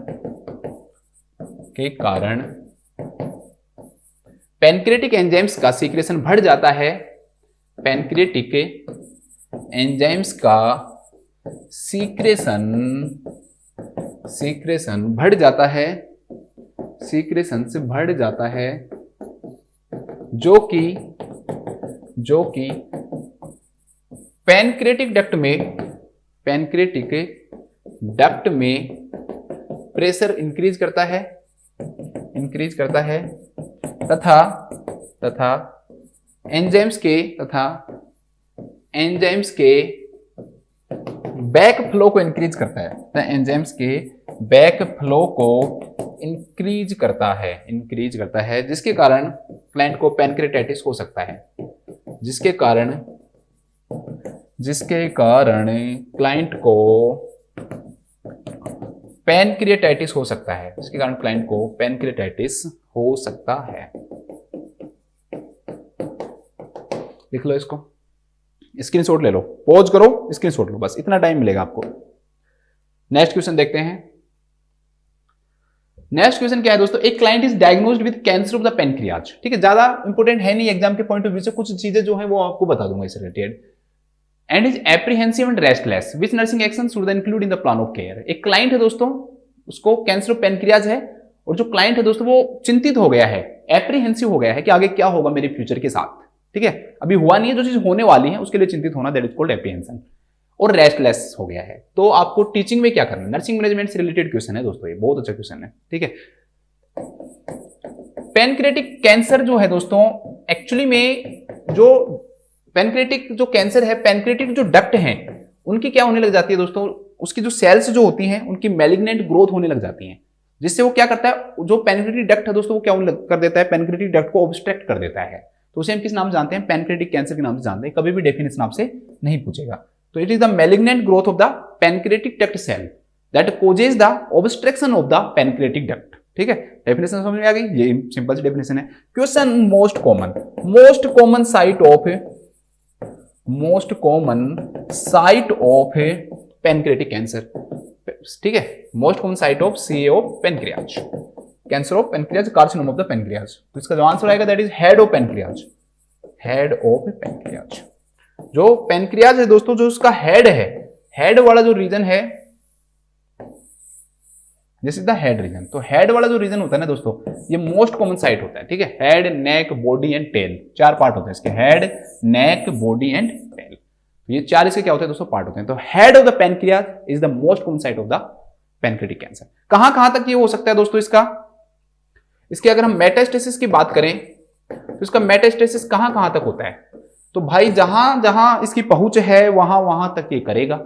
तो पैनक्रियाज कहां खुल रहा है, एक तो कहां खुल रहा है दोस्तों पैनक्रियाज, ड्यूडिनम में, तो ड्यूडिनम तो होगा ही होगा। क्योंकि पैनक्रियाटिक जो डक्ट है वो कहां खुलती है, ड्यूडिनम में आके खुलती है एम्पुल ऑफ वेटर के द्वारा। इसके अलावा जो पैनक्रियाज है दोस्तों, उसके जस्ट ड्यूडिनम के जस्ट ऊपर क्या है, स्टोमक है, और नीचे क्या है, ड्यूडिनम के जस्ट नीचे क्या है दोस्तों, कोलोन है। तो जो कोलोन है वो भी इसमें होगी। एक इसके अंदर common bile duct, common bile जो डक्ट होती है दोस्तों वो भी क्या होती है, इसके अंदर मेटास्टेसिस होता है।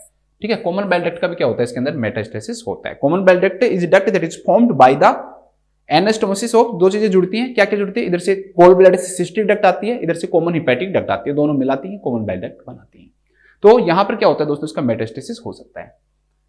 अगर हम इसके रिस्क फैक्टर की बात करें तो इसके जो रिस्क फैक्टर होते हैं दोस्तों, ज्यादातर पैनक्रियाटाइटिस के अंदर जो होते हैं वही रिस्क फैक्टर इसके अंदर भी पाए जाते हैं। तो एल्कोहल के कारण भी हो सकता है, ठीक है, ऑब्स्ट्रक्शन इन बाइल डक्ट, तो ये इसमें सब आ जाएगा भाई। किस कारण भी ऑब्स्ट्रक्शन होता है, तो ऑब्स्ट्रक्शन इन बाइल डक्ट, जितने भी बाइल डक्ट है अगर उनके अंदर दोस्तों क्या होने लग जाए, ऑब्स्ट्रक्शन होने लग जाए, या फिर दोस्तों टॉक्सिन्स के कारण भी हो सकता है, स्मोकिंग के कारण हो सकता है, हेरिडिटरी भी हो सकता है, हेरिडिटरी भी हो सकता है। ठीक है, कई सारे इसके क्या हो सकते हैं दोस्तों, कोजेस हो सकते हैं, जो कि एग्जाम के पॉइंट ऑफ व्यू से मैं नहीं समझता कि ज्यादा इंपॉर्टेंट होंगे। अगर हम इसके क्लिनिकल मैनिफेस्टेशन की बात करें तो एक तो इसके अंदर साइन आते हैं ऑब्स्ट्रक्टिव जॉइंटिस वाले साइन, जो हमने मैं आपको ऑब्स्ट्रक्टिव जॉइंटिस पढ़ाया था दोस्तों, उसके वो वाले साइन दोस्तों इसमें भी देखने को मिलते हैं। ठीक है, कौन कौन से साइन देखने को मिलेंगे, एक तो जॉइंटिस के साइन, स्किन का जो डिस्कलरेशन है वो देखने को मिलेगा। ठीक है, इसके अलावा दोस्तों जो स्टूल है उसका कलर कैसे हो जाएगा, क्ले कलर्ड स्टूल है वो देखने को मिल सकता है, या स्टूल के अंदर फैट आ जाती है, इसे हम किस नाम से जानते हैं, स्टेटोरिया के नाम से जानते हैं। इसके अलावा दोस्तों स्किन के अंदर जो डिपोजिशन होगा तो इचिंग देखने को मिलती है, तो प्यूराइटिस कहलाता है ये, प्यूराइटिस। ठीक है, प्यूराइटिस भी देखने को मिलता है। और यूरिन का जो कलर है दोस्तों वो कैसे देखने को मिलता है, डार्क कलर देखने को मिलता है। अगर डार्क कलर ऑप्शन में नहीं आता तो ऑप्शन में आएगा dark orange foamy urine, dark orange जो फोमी यूरिन है दोस्तों वो देखने को मिलता है। तो ये साइन तो आएंगे। इसके अलावा जो क्लाइंट है दोस्तों, मेन उसके अंदर क्या देखने को मिलेगा, क्लाइंट जो है बिल्कुल भी भूख नहीं लगेगी, नोजिया होगा, वोमिटिंग होगा, ये देखने को मिलेगा। अब जब क्लाइंट के अंदर ये सब चीजें हो गई दोस्तों, तो इसके कारण क्लाइंट के अंदर क्या होगा, मसल्स की वेस्टिंग होगी, वेट लॉस होगा, muscles wasting, weight loss, weight loss देखने को मिलेगा।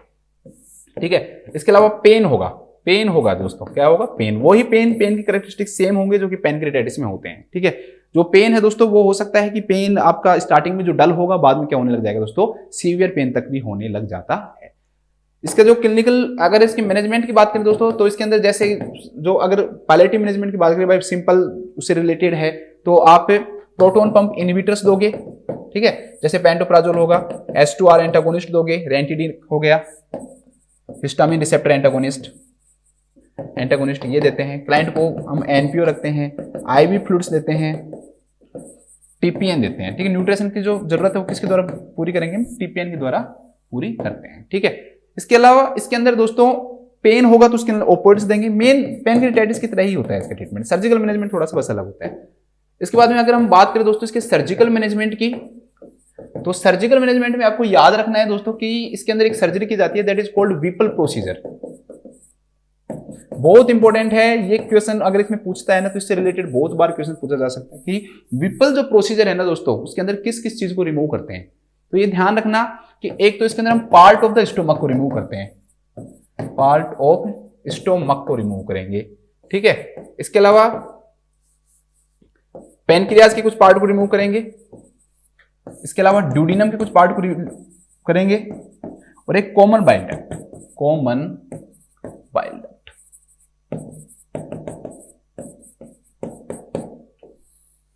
ठीक है, तो ये चीजें आपको याद रखनी है कि इसके अंदर क्या क्या चीजें रिमूव करते हैं। बस सिंपल सा ये पूछेगा, तो स्टोमक के पार्ट को, पैनक्रियाज को, ड्यूडिनम को और कॉमन बाइल डक्ट को। ठीक है, पैनक्रियाज पूरे को नहीं करते, कुछ पार्ट उसमें क्या करते हैं, रिमूव करते हैं। तो ये सर्जरी इसके अंदर की जाती है। तो बस सिंपल सा क्वेश्चन आता है भाई, विपल प्रोसीजर के अंदर क्या क्या चीजें रिमूव करते हैं। ठीक है, बस आपको इसको याद रखना है कि भाई क्या क्या पार्ट इसके अंदर रिमूव किए जाएंगे। एक सर्जरी और करते हैं इसमें, कोलेसिस्टोजेजुनोटोमी। बस सिंपल सी बात है दोस्तों, इसमें जो गोल ब्लैडर है, जेजुनम को ऊपर उठा के उससे गोल ब्लैडर को क्या कर देते हैं, अटैच कर देते हैं। क्योंकि ड्यूडेनम को तो कट कर दिया, तो उस बाद जेजुनम को अटैच कर देते हैं।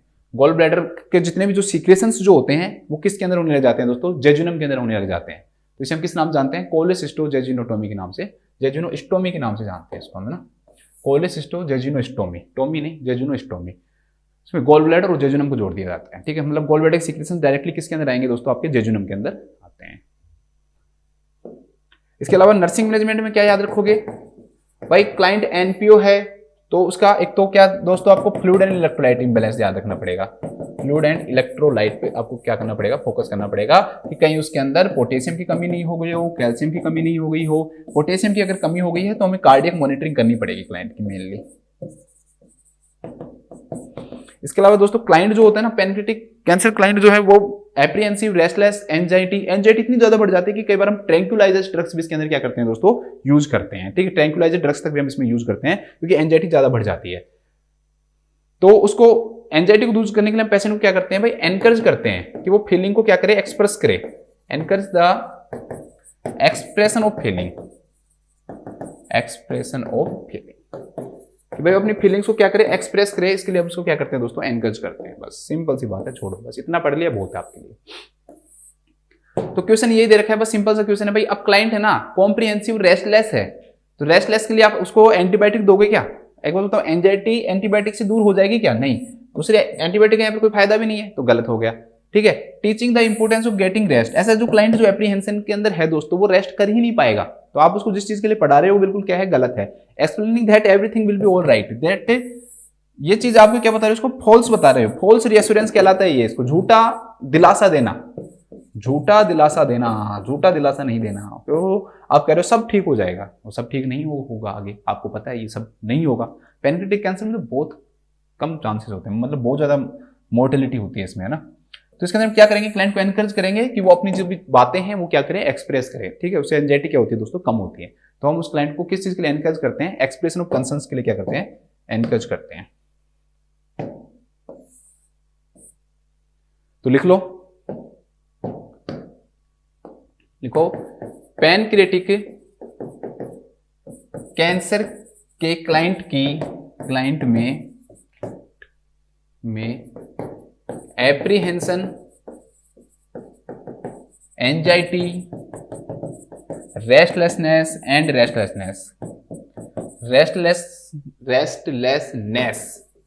को कम करने के लिए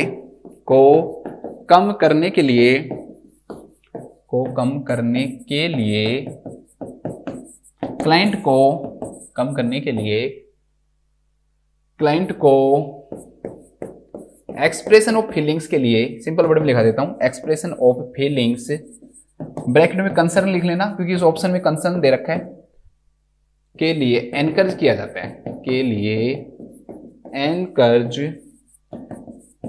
किया जाता। ठीक है, पॉज करो, स्क्रीनशॉट लो, बस 1 सेकंड और दे रहा हूं, पॉज करो, स्क्रीनशॉट लो, बस खत्म। चलो नेक्स्ट, टाइम वेस्ट नहीं करेंगे, बहुत कम टाइम है हमारे पास, वैसे भी सबसे ज्यादा कमी हमारे पास टाइम की है। इसके बाद दोस्तों नेक्स्ट क्वेश्चन है कि एक client is admitted with tentative diagnosis of pancreatitis. एक क्लाइंट है दोस्तों जिसको पैनक्रियाटाइटिस की क्या है दोस्तों, डायग्नोसिस बनाई गई है कि उसको हो सकता है कि क्या हो, उसे पैनक्रियाटाइटिस हो। The medical and nursing measures for this client are, हम उसका मेडिकल और नर्सिंग मेजर्स ले रहे हैं। हम क्या करें कि भाई क्लाइंट को हमें न्यूट्रिशन को मेंटेन रखना है, रेस्ट को हमें प्रोमोट करना है, फ्लूइड को और इलेक्ट्रोलाइट को क्या करना है, मेंटेन रखना है, और उसकी एंजाइटी को हमें क्या करना है दोस्तों, कम करना है। क्या क्या चीजें कर रहे हैं, जिस पेशेंट को पैनक्रियाटाइटिस की डायग्नोसिस हो गई है उसके अंदर हम ये कर रहे हैं कि क्लाइंट की न्यूट्रिशन मेंटेन रहे, रेस्ट प्रमोट हो, फ्लूइड मेंटेन रहे, इलेक्ट्रोलाइट इम्बैलेंस जो है वो ना हो, बैलेंस में रहे, और एंजाइटी क्या हो, कम हो। तो which intervention should the nurse implement, तो क्या क्या चीजें करेंगे। तो दोस्तों हम जानते हैं कि जो पैनक्रियाज है वो लाइपेज सीक्रेट करता है, और lipase is responsible for fat. तो आप ज्यादा फैट दोगे तो वो भी दिक्कत हो जाएगी। ठीक है, तो आप इसके अंदर क्या करोगे, आप बताओ, लो फैट डाइट दोगे। बच्चे सोच रहे हैं सर लो फैट डाइट देंगे, नहीं देंगे। क्यों? क्योंकि ज्यादातर दोस्तों हम जो क्लाइंट है ना, ज्यादातर हम क्लाइंट को एनपीओ रखते हैं, इसके अंदर क्या रखते हैं, एनपीओ रखते हैं, ताकि किसी भी प्रकार का क्या नहीं हो, पैनक्रियाटिक एंजाइम्स का सीक्रेशन नहीं हो। क्योंकि ज्यादा सीक्रेशन जो होगा वो और ज्यादा प्रेशर को इंक्रीज करेगा पैनक्रियाटिक डक्ट में, और वापस से बैक फ्लो को इंक्रीज करता है, और वो पैनक्रियाटाइटिस को और ज्यादा क्या करता है, इंक्रीज करता है। इसलिए हम क्लाइंट को लो फैट जो डाइट है दोस्तों वो भी प्रोवाइड नहीं करते हैं। ठीक है, सेकंड है एडमिनिस्टर एनाल्जेसिक्स। बिल्कुल सही है दोस्तों, क्लाइंट के अंदर क्या देखने को मिलता है, पेन देखने को मिलता है। पेन जो होता है that is mainly found in left hypochondriac region के अंदर पाया जाता है, या फिर मिड एपिगैस्ट्रिक रीजन के अंदर पाया जाएगा। लाइंग कंडीशन या रिकमेंड पोजीशन के अंदर पेन ज्यादा होगा। जब क्लाइंट जो सिटिंग पोजीशन में हो या बेंडिंग फॉरवर्ड हो, उस कंडीशन के अंदर पेन क्या हो जाता है दोस्तों, कम हो जाता है। हैवी मील्स लेता है तो और ज्यादा बढ़ता है, फैट डाइट लेता है तो और ज्यादा बढ़ता है। इस प्रकार के पेन की क्या पाई जाती है, कैरेक्टरिस्टिक्स पाई जाती है। तो हमें एनाल्जेसिक्स देना पड़ता है, और वो मेनली हम कौन से देते हैं, ओपियोइड्स देते हैं, क्योंकि पेन जो होता है स्टार्टिंग डल से होता है बट सीवियर पेन तक वो पहुंचता है। ठीक है, इसके अलावा दोस्तों ये भी सही है कि क्लाइंट को हमें रिलैक्सेशन जो एक्सरसाइजेज है ना दोस्तों वो पढ़ानी पड़ती है। क्यों, एक्चुअली में एक्सरसाइज, रिलैक्सेशन एक्सरसाइज करवाने से क्या होगा दोस्तों, जो क्लाइंट है ना उसकी बीएमआर क्या होती है, कम हो जाती है, बेसिक मेटाबॉलिक रेट कम होगी। और जब भी बॉडी की बेसिक मेटाबॉलिक रेट जो है दोस्तों, बेसल मेटाबॉलिक रेट है वो कम होती है, तो बॉडी की जो एनर्जी जो डिमांड है वो क्या हो जाती है, कम हो जाती है। हम यही चाहते हैं, क्योंकि एनर्जी डिमांड जितनी बढ़ेगी तो उतना ही ज्यादा जो पेनक्रियाज उसके ऊपर लोड बढ़ेगा, और लोड बढ़ेगा तो उसके सीक्रेशंस बढ़ेंगे, सीक्रेशंस बढ़ेंगे तो पेनक्रियाटाइटिस होने के चांसेस क्या होते हैं, और ज्यादा सीवियर की तरफ जाता है वो। इसलिए हम रिलैक्सेशन एक्सरसाइज क्या करवाते हैं, क्लाइंट को टीच करवाते हैं। Encourage walking in the hall, बिल्कुल गलत है। अगर आप वॉकिंग को एनकरेज कर रहे हो दोस्तों, क्लाइंट जितना ज्यादा एनर्जी को यूज करेगा वैसे ही उसके अंदर फ्लूइड इलेक्ट्रोलाइट इंबैलेंस देखने को मिलता है। वो एनपीओ है तो उसको न्यूट्रिशन वो कम देखने को मिलता है। तो वॉकिंग करने से क्या होगा, बॉडी की बीएमआर और ज्यादा बढ़ जाती है, तो और ज्यादा डिमांड होगी, तो और ज्यादा पेनक्रियाटाइटिस होने के चांसेस और ज्यादा होंगे। तो ये भी क्या हो जाएगा, गलत हो जाएगा। ठीक है, नेक्स्ट देखो monitor cardiac rate and rhythm, ये बिल्कुल सही है दोस्तों। क्यों, क्योंकि ऐसे क्लाइंट के अंदर क्या देखने को मिलता है, हाइपोकैलेमिया देखने को मिलता है दोस्तों। ऐसे क्लाइंट के अंदर क्या देखने को मिलता है, हाइपोकैलेमिया देखने को मिलता है। क्यों, क्योंकि फ्लूइड इलेक्ट्रोलाइट इंबैलेंस होगा, कुछ ले ही नहीं रहा है, वो डाइट के अंदर उसको पोटेशियम मिल ही नहीं रहा है। और हाइपोकैलेमिया अगर क्लाइंट के अंदर देखने को मिलता है तो उसके अंदर हम कार्डियक मॉनिटरिंग करना हमारे लिए क्या है दोस्तों, जरूरी है। नेक्स्ट देखा observe for sign of hypercalcaemia, कि हाइपरकैल्सीमिया के साइन ऑब्जर्व करेंगे, ये बिल्कुल गलत है। जब वो कुछ लेगा ही नहीं दोस्तों, तो क्लाइंट के अंदर हाइपोकैल्सीमिया के साइन हम क्या करते हैं, मेजर करते हैं। किसके साइन मेजर करते हैं, हाइपोकैल्सीमिया के। हाइपरकैल्सीमिया के कारण हो सकता है पैनक्रियाटाइटिस, हाइपर पैराथायरॉइडिज्म के कारण भी हो सकता है पैनक्रियाटाइटिस, क्योंकि कैल्शियम जो है वो इंक्रीज कर देता है सीक्रेशंस को। लेकिन जब हो गया उसके बाद में कैल्शियम बॉडी में वो लेगा नहीं, क्यों, क्लाइंट को हम एनपीओ रखते हैं, और जब एनपीओ रखेंगे तो कैल्शियम की कमी देखने को मिलती है। तो यहां पर हम हाइपर कैल्शियमिया की नहीं, हाइपोकैल्सीमिया देखेंगे, कहीं क्लाइंट को क्या नहीं हो रहा हो, हाइपोकैल्सीमिया तो नहीं हो रहा हो। ठीक है, नॉर्मल पोटेशियम जो लेवल होता है दोस्तों that is 3.5 to 5 milli equivalent per litre. कुछ बुक्स में 5.1 तक दे रखा है। ठीक है, तो आप मुझसे झगड़ा मत करना कि सर 5.1 पढ़ा है आप 5 बता रहे हो। कुछ बुक्स में 3.5 to 5.1 दे रखा है, लेकिन 3.5 to 5 याद रख लो, बिल्कुल सिंपल है। अब आप मुझे नॉर्मल कैल्शियम का लेवल बताओ, what is the normal calcium of level, calcium blood serum calcium level. ठीक है, जो सीरम कैल्शियम लेवल वो कितना है, तो एनक्लेस के अंदर आपको 8.6 to 10 मिलता है, बट आपको मुझे बताना है कि आप क्या मानते हो कि नॉर्मल कैल्शियम का लेवल कितना होता है। ठीक है, मैंने आपको समझाया हुआ है, दोनों चीजें बताई थी कि मैंने एन प्लस में इतना दे रखा है, लेकिन हम मानते ये नहीं है ना। तो इसके जो राइट आंसर हो जाएंगे दोस्तों वो क्या क्या हो जाएंगे, कि पैनक्रियाटाइटिस के क्लाइंट में हम एनाल्जेसिक्स को एडमिनिस्टर करते हैं, पैनक्रियाटाइटिस के क्लाइंट में एनाल्जेसिक्स को एडमिनिस्टर करते हैं। इसके अलावा दोस्तों उसको हम रिलैक्सेशन एक्सरसाइज टीच करवाते हैं, और उस हाइपोकैलेमिया की चांसेस होने के कारण, हाइपोकैलेमिया बोल रहा हूं मैं, पोटेशियम की कमी, उसके कारण कार्डियक रेट और रिदम को क्या करते हैं, चेक करते हैं। ठीक है, तो लिख लो, इसमें लिखो पैनक्रियाटाइटिस के क्लाइंट में, पैनक्रियाटाइटिस के क्लाइंट में, पैनक्रियाटाइटिस के क्लाइंट में, ये तीनों लिख लो ऐसे कैसे, पेन होने के कारण, पेन होने के कारण, एंड बीएमआर को डिक्रीज करने के लिए, एंड बीएमआर को डिक्रीज करने के लिए एनाल्जेसिक्स एंड रिलैक्सेशन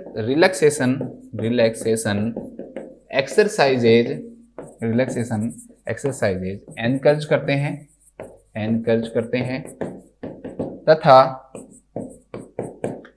हैं तथा लिखो हाइपोकैलेमिया का रिस्क होने के कारण, हाइपोकैलेमिया का रिस्क होने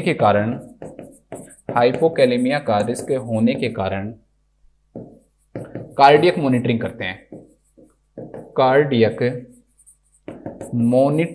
हैं, लिख लो। ठीक है, स्क्रीनशॉट ले लो। इसके बाद हम नेक्स्ट क्वेश्चन देखते हैं, बस बिल्कुल सिंपल सा क्वेश्चन है, कुछ नहीं है इसमें, हमें डायरेक्ट पढ़ना है कि भाई कैसी डाइट देते हैं हम क्लाइंट को। एक client is recovering from an acute episode of alcoholism. ठीक है, किसी क्लाइंट ने एकदम से अल्कोहल लिया, उसके सिम्टम्स आए उसके अंदर। ठीक है, that is the acute episode, हो सकता है पहली बार लिया उसने, तो जो सिम्टम्स जो आए दोस्तों उसके कारण उसका इसोफेजियल भी इन्वॉल्वमेंट हुआ। ठीक है, जो इसोफेज के अंदर इरिटेशन हुआ हो या इन्फ्लामेशन हो गया हो, ठीक है, अल्सर बन गए हों, तो ये चीज क्या कहलाती है, इसोफेजियल इन्वॉल्वमेंट कहलाती है। What are the components of therapeutic diet that are most appropriate for the nurse to include in the teaching plan for this client? ठीक है, तो सिंपल सा क्वेश्चन दोस्तों, भाई इसोफेजियल अगर इन्वॉल्वमेंट हो जाए और एल्कोहोलिज्म का क्लाइंट है, क्लाइंट किसका है, एल्कोहोलिज्म का है, तो आप क्या करोगे दोस्तों ऐसे क्लाइंट के अंदर, क्या कैसी डाइट दोगे? तो पहले चीज तो देखो भाई, इसोफेजियल अगर इन्वॉल्वमेंट है तो उस क्लाइंट को डिस्फेजिया देखने को मिलेगा, डिफिकल्टी इन द स्वेलोविंग देखने को मिलेगी।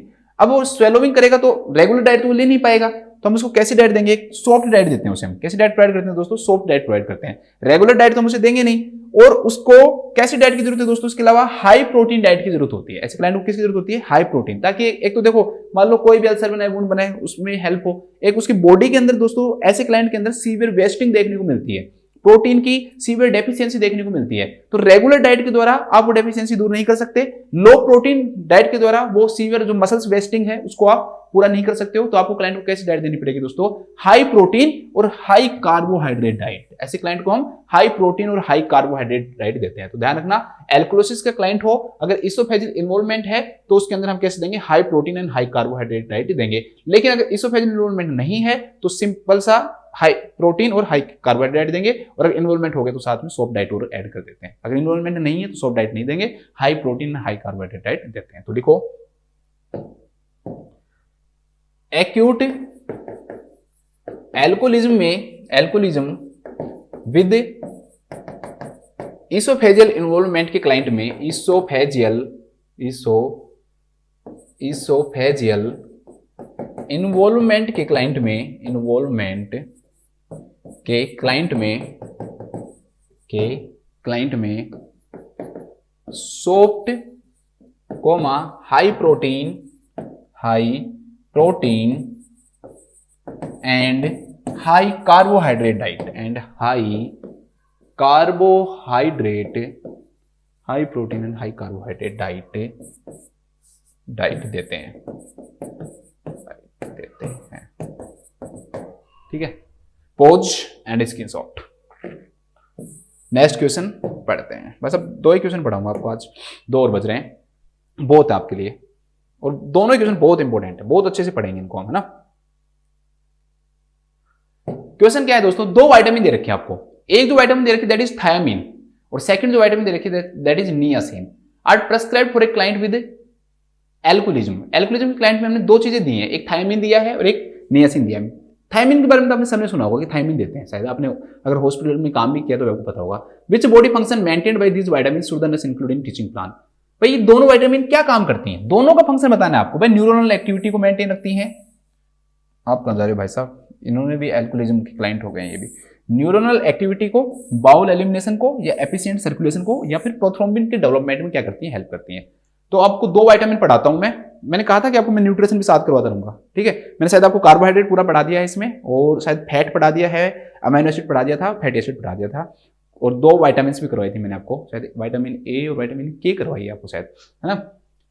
अब हम विटामिन B1 और B3 की बात कर लेंगे आज यहाँ पे, और बाकी कई चीजों के बारे में बात करते हैं। सबसे पहले हम बात करते हैं दोस्तों विटामिन B1, और इधर बात करता हूं मैं आपको विटामिन B3। दोनों चीजें साथ पढ़ाऊंगा, जल्दी याद हो जाएंगी। Vitamin B1 is chemically thiamine. Vitamin B को हम केमिकली थायमिन बोलते हैं। विटामिन जो B3 है इसे हम बोलते हैं नियासिन, या निकोटिनिक एसिड भी बोलते हैं इसे हम। ठीक है, this is also known as nicotinic acid. Thiamine is also known as, thiamine को और किस नाम से जानते हैं, anti beri vitamin, anti beri vitamin.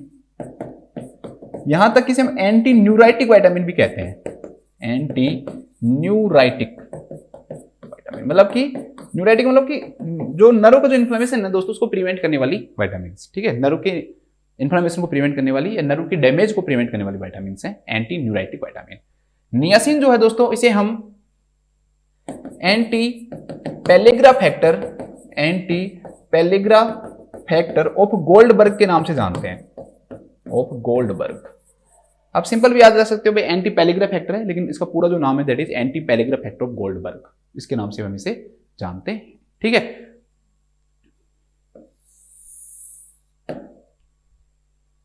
इसके बाद में हम बात करते हैं कि पहले मैं आपको टफ चीजें पहले पढ़ाऊंगा।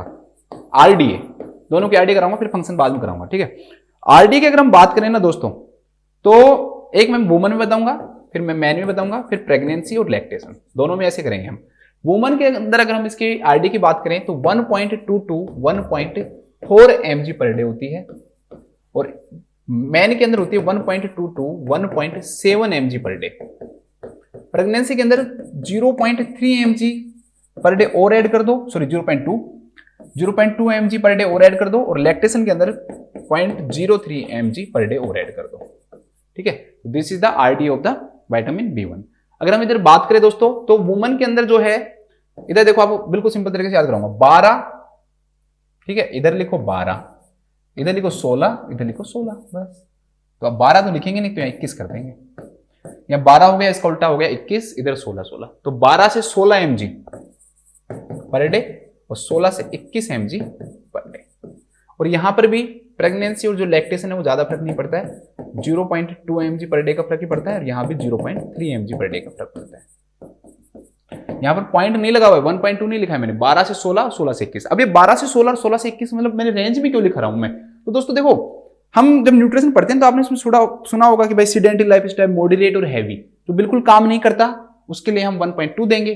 तो थोड़ा सा काम करता है मॉडरेट 1.3 देंगे, और हैवी वर्कर के लिए 1.4 देंगे। ऐसे ही इसमें बीच में करके 1.2 to 1.3 हम उसको देंगे जो बिल्कुल काम नहीं करता, सीडेंटरी लाइफस्टाइल जीता है, थोड़ा सा रखता है, उसको 1.4 1.5 रख देंगे, और 1.6 1.7 रख देंगे इसमें, इसके अंदर जो कि ज्यादा काम करता है हैवी वर्कर के अंदर, ऐसा ही इसमें होता है। ठीक है, तो इस प्रकार से आप आरडी याद रख सकते हो। इसके बाद में हम बात करते हैं दोस्तों इसके सोर्सेज की। तो अगर हम थायमीन की सोर्सेज की बात करें तो जो थायमीन है दोस्तों वो किसके अंदर पाया जाता है? एक तो रिचेस्ट सोर्स होता है इसका सी सेम या फिर जिन जेली। जिन जेली सीड्स या सी सेम जो होते हैं ना दोस्तों, तिल के बीज होते हैं, तिल, उसके अंदर ये सबसे ज्यादा याद होता है, वो सबसे ज्यादा पाया जाता है। तो ये तो याद रखना ही रखना है, और कोई भी याद नहीं हो तो छोड़ देना, लेकिन ये जरूर याद रखना। ठीक है, इसके अलावा दोस्तों ये ग्राउंड नट्स में भी पाया जाता है अच्छे अमाउंट में, ग्राहम दाल के अंदर पाया जाता है अच्छे अमाउंट में। इसके अलावा हैंस जो एग है उसके अंदर भी पाया जाता है अच्छे अमाउंट में, मटन के अंदर पाया जाता है, लीवर के अंदर पाया जाता है। ठीक है, अब देखो इतनी चीजें याद तो होती नहीं है, तो कम से कम एक तो याद रखो। आप भी कहते हो सर इतनी चीजें कैसे याद रखें, हर विटामिन के अंदर अलग अलग दे रखे हैं, तो रिचेस्ट सोर्स तो हर विटामिन के आपको याद होने ही होने चाहिए, और भी ज्यादा याद नहीं हो तो। ठीक है, इसके अंदर रिचेस्ट सोर्स में याद रखना पोर्क। पोर्क जो होता है दोस्तों वो इसका क्या होता है? रिचेस्ट सोर्स होता है। ठीक है, इसके अलावा ग्राउंड नट इसमें भी होता है, ग्राउंड नट इसके अंदर भी पाया जाता है, ग्राम दाल इसमें नहीं होता है।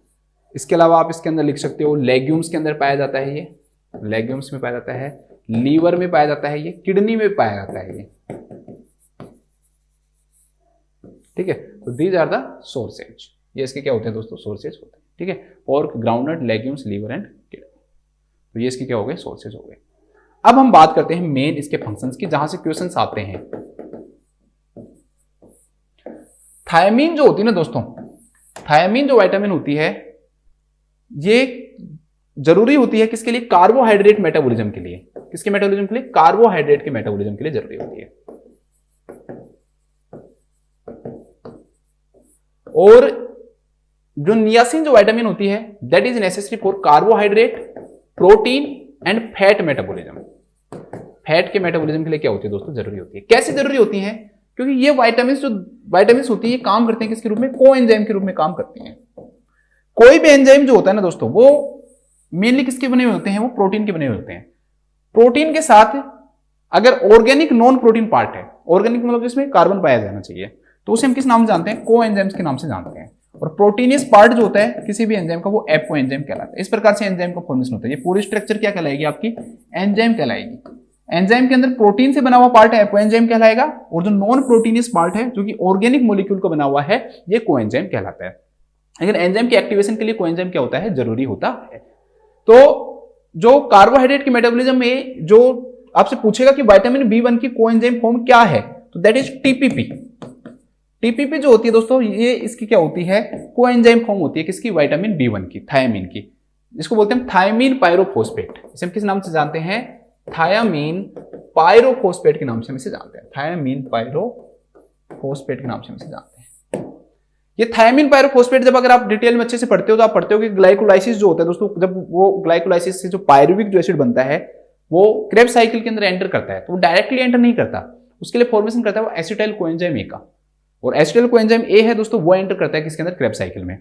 तो ये एसिटाइल कोएंजाइम ए है ना दोस्तों, उसके फॉर्मेशन के लिए क्या चाहिए होता है, टीपीपी चाहिए होता है, थायमिन पायरोफॉस्फेट चाहिए होता है, ठीक है। क्या चाहिए होता है, थायमिन पायरोफॉस्फेट की क्या होती है दोस्तों, जरूरी होता है, ठीक है। तो ये आपको याद रखना है। तो कार्बोहाइड्रेट मेटाबॉलिज्म भी बोल सकते हो, बॉडी को एनर्जी देता नहीं है लेकिन देने में क्या करता है, हेल्प करता है। विटामिन को नहीं बोल सकते कि एनर्जी देता है, अब मेटाबॉलिज्म होगा तो एनर्जी मिलेगी, तो हेल्प करता है, एनर्जी देने में हेल्प करता है, ठीक है। कोएंजाइम फॉर्म होती है, it is also necessary for healthy nerve functioning. जो हमारी जो नर्व्स है ना दोस्तों, उनकी हेल्दी नर्व फंक्शनिंग के लिए भी क्या होता है दोस्तों, जरूरी होता है। हेल्दी नर्व फंक्शनिंग के लिए भी ये क्या होता है, जरूरी होता है, ठीक है। तो ये भी आपको याद रखना है। ये कार्बोहाइड्रेट, प्रोटीन और फैट मेटाबॉलिज्म के लिए जरूरी होता है। क्यों? क्योंकि ये भी कोएंजाइम फॉर्म में पाया जाता है। इसकी दो कोएंजाइम फॉर्म पाई जाती है, फर्स्ट इज एनएडी, दूसरी होती है NADP. NAD is nicotinamide adenine dinucleotide, nicotinamide adenine dinucleotide. और ये जो होता है दोस्तों एनएडीपी, इसमें बस फॉस्फेट और जोड़ दो आप, निकोटिनामाइड एडेनिन डाइन्यूक्लियोटाइड फॉस्फेट, ये एनएडीपी है। तो जिस प्रकार से ये कार्बोहाइड्रेट मेटाबॉलिज्म में, सब मेटाबॉलिज्म में जरूरत होती है इसकी, एनएडी और एनएडीपी की, कार्बोहाइड्रेट में भी, प्रोटीन में भी, और फैट के मेटाबॉलिज्म के लिए भी क्या होता है, जरूरी होता है। इसके अलावा इसके तो फंक्शन बहुत है इतने ही, ठीक है। इसके अलावा दोस्तों ये जो होता है, ये नेसेसरी होता है हेल्दी फंक्शनिंग ऑफ नर्व्स, जो हमारी नर्वस सिस्टम है, सेंट्रल नर्वस सिस्टम, उसके लिए। इसके अलावा this is also necessary for GI tract and skin. तो तीनों के लिए जरूरी होता है थायमीन। किस किस के लिए, नर्व के लिए, जीआई ट्रैक्ट के लिए और स्किन के लिए। इन तीनों के लिए ही दोस्तों क्या जरूरी होता है, आपका विटामिन जरूरी होता है, थायमीन, ठीक है। ये इसके क्या हो गए, फंक्शन हो गए। अब हम बात करते हैं दोस्तों इसकी डेफिशिएंसी की। अब हम किसकी बात करते हैं, इसकी डेफिशिएंसी की बात करते हैं। तो इसकी जो डेफिशिएंसी जो होती है दोस्तों, उसे हम किस नाम से जानते हैं, बेरी के नाम से जानते हैं। तो एक जो डेफिशिएंसी होती है that is called dry beri, एक जो डेफिशिएंसी होती है that is called wet beri, और एक जो डेफिशिएंसी होती है दोस्तों इसकी, वो कहलाती है इन्फेंटाइल बेरी। और एक और लिख लो, वर्निकेज एनसीफेलोपैथी।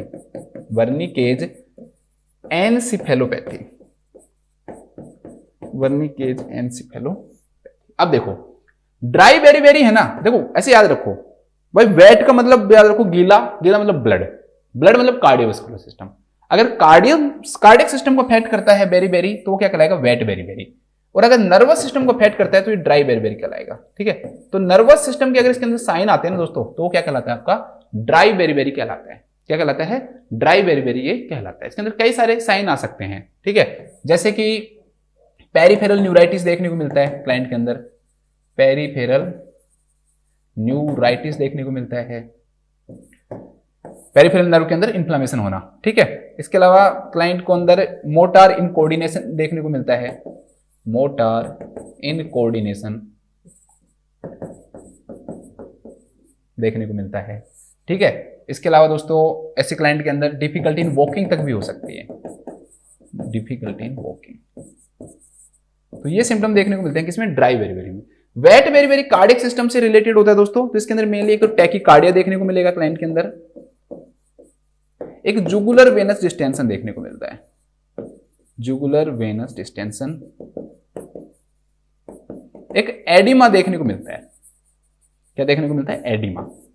तो ये वेट बेरी। इन्फेंटाइल जो बेरी है ना दोस्तों, इसके अंदर जो क्लाइंट बच्चा जो है, बच्चों में पाई जाती है, मेनली 2 से और 6 महीने के जो बच्चे होते हैं ना, उनके अंदर पाया जाता है। वैसे इन्फेंट का मतलब 1 साल होता है, मुझे भी पता है ये बात, लेकिन मेनली किसको अफेक्ट करती है, 2 से 6 महीने के बच्चों को अफेक्ट करती है। तो जैसे रेस्टलेसनेस हो गया, स्लीपलेसनेस हो गया, तो ऐसे साइन देखने को मिलते हैं।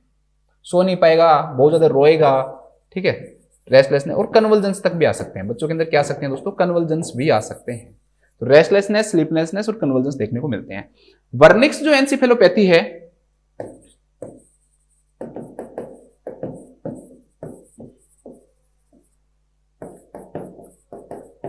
ये मेनली दोस्तों अल्कोहल के पेशेंट के अंदर पाया जाता है। अल्कोहल के पेशेंट के अंदर साथ में थायमीन की डेफिशिएंसी हो जाए। आगे मैं आपको पढ़ाऊंगा कि बताऊंगा मैं आपको, अभी यही बताता हूं कि थायमीन जो है ना दोस्तों, उसकी जो डेफिशिएंसी है ना, ऐसे पेशेंटों के अंदर पाई जा सकती है।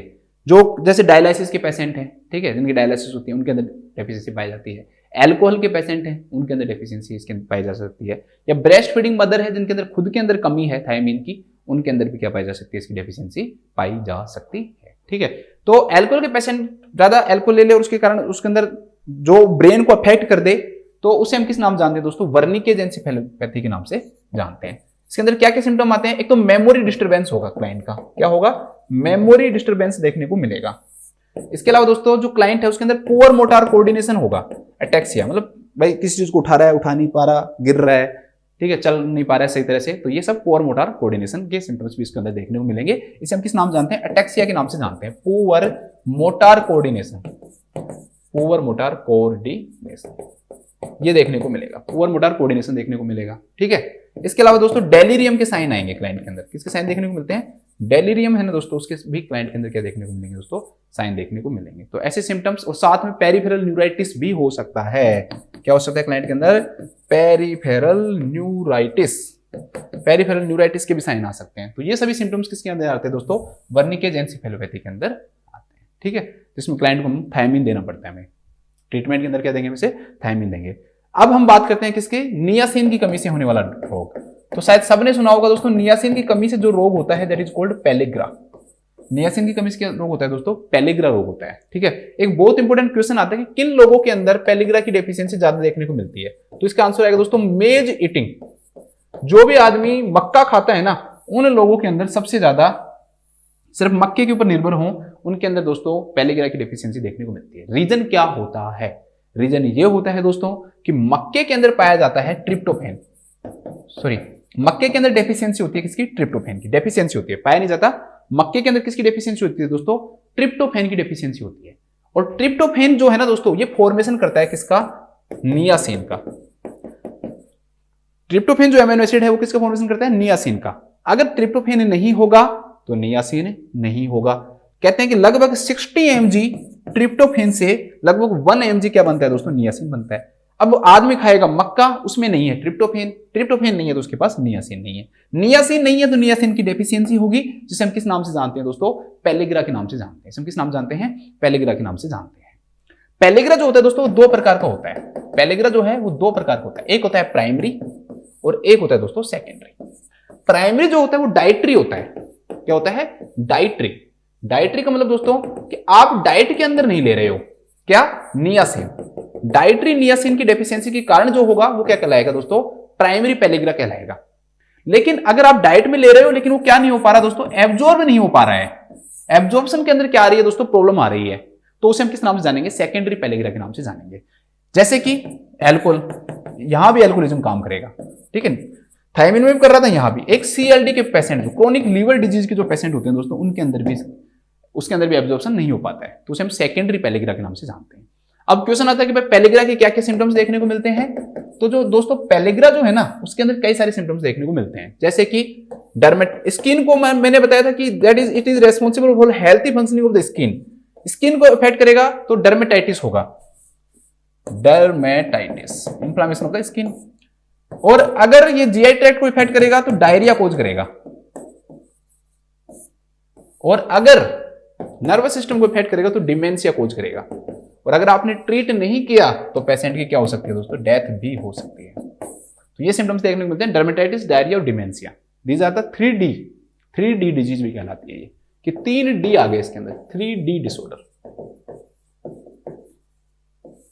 तो ये 3D डिसऑर्डर भी कहलाता है। ठीक है, बस बहुत है, इतना पढ़ लिया तो आप, बहुत है आपके लिए।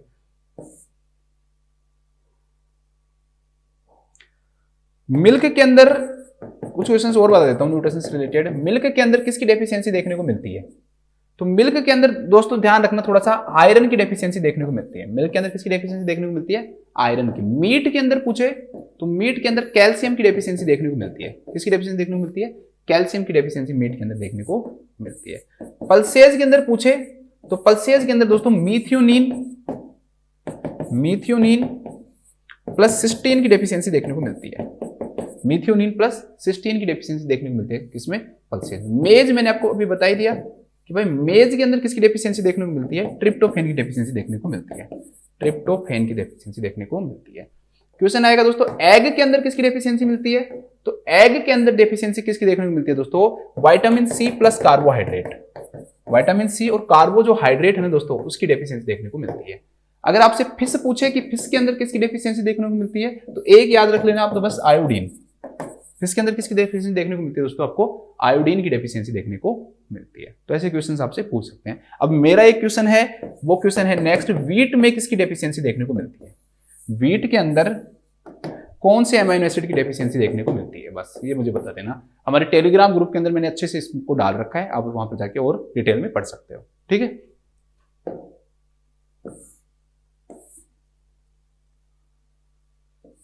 तो ये हमारी विटामिन्स हो गई। अब हमने एक चीज पढ़ा कि दोनों ही विटामिन्स नर्व के लिए जरूरी हैं। मैंने आपको बताया यहां पर देखो कि नर्व की फंक्शनिंग के लिए जरूरी है, यहां पर लिखा है कि नर्व के लिए, जीआई ट्रैक्ट के लिए और स्किन के लिए जरूरी होती है, ठीक है दोस्तों। तो एल्कोहोलिज्म के जो क्लाइंट है ना दोस्तों, उसके अंदर नर्व फंक्शनिंग को, न्यूरल जो एक्टिविटी है उसके लिए क्या होता है दोस्तों, ये जरूरी है, नर्व की फंक्शनिंग के लिए जरूरी होते हैं। इसलिए हम क्लाइंट को क्या देते हैं, थायमीन देते हैं और नियासिन देते हैं। मेन अगर एक ही ऑप्शन चुनना हो तो थायमीन चुनोगे आप। तो न्यूरोनल एक्टिविटी के लिए क्या होता है दोस्तों, ये जरूरी होता है, ठीक है। न्यूरोनल एक्टिविटी के लिए क्या होता है, जरूरी होता है। तो लिख लो इसे कि एल्कोहोलिज्म के क्लाइंट को, एल्कोहलिज्म के क्लाइंट को विटामिन B1 एंड B3 दी जाती है। अब इसका केमिकल नेम आप खुद लिख लेना, दी जाती है क्योंकि दोनों न्यूरोनल एक्टिविटी के लिए जरूरी होती है, दोनों न्यूरोनल एक्टिविटी के लिए जरूरी होती है। राइस के अंदर थायमीन पाया जाता है, आपका सर ऐसा नहीं है। Thiamine was the first vitamin that was discovered. Vitamin thiamine जो है, जो पहली विटामिन जो खोजी गई थी, और मैं कह रहा हूं कि राइस के अंदर थायमीन पाया जाता है, लेकिन पॉलिश्ड राइस के अंदर नहीं पाया जाता। जो आप एकदम बिल्कुल जो दाना निकलता है ना, वो होता है राइस, और यहां तक हमारे तक पहुंचता है ना, तो बिल्कुल साफ होकर व्हाइट कलर का, दैट इज पॉलिश्ड राइस।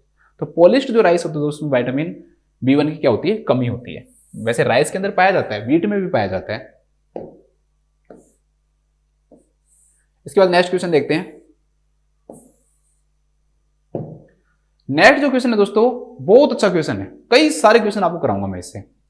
एक client is admitted to the hospital with diagnosis of alcohol withdrawal symptom. एक सिंड्रोम है, अल्कोहल विड्रॉल सिंड्रोम है, ठीक है। वो क्लाइंट जो है दोस्तों, वो एडमिट हुआ है, उसकी डायग्नोसिस बनाई है आपने अल्कोहल विड्रॉल सिंड्रोम। मतलब अल्कोहल छोड़ने के बाद जो भी पेशेंट को सिम्टम्स आते हैं, जो बेचारा शराबी जो ड्रिंक करता है और ड्रिंक करने के कारण उसको किसी भी कारण से उसने छोड़ दिया या छुड़वा दिया गया, उसके हाथ पैर बांध दिए कि भाई पी मत, और वो पी नहीं पा रहा है, तो जो सिम्टम्स उसके कारण देखने को मिलेंगे वो अल्कोहल विड्रॉल सिंड्रोम, ठीक है। जब क्लाइंट के अंदर डिपेंडेंसी हो जाती है ना किसी भी चीज की कि भाई बस अब तो पीना ही है, और जब वो छोड़ देता है ना, तब ये सिम्टम्स देखने को मिलते हैं। What body organ should the nurse teach the client will be protected by the ingestion of high calorie diet fortified with vitamins? भाई क्यों देते हैं हम हाई कैलोरी डाइट देते हैं, साथ में उसको विटामिन्स देते हैं, क्यों देते हैं भाई? सब कहते हैं भाई तुम्हारे लीवर खराब हो जाएगा। क्यों कहते हैं लीवर? क्यों? क्योंकि लीवर जरूरी है इसके लिए। अब ये आंसर नहीं होगा कि लीवर जरूरी है, इसके लिए बात करते हैं। एल्कोहल विड्रॉल सिंड्रोम से पहले कुछ चीजें बताऊंगा आपको।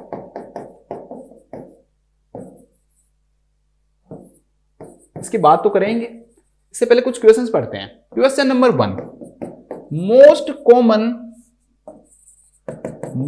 कॉमन लीगल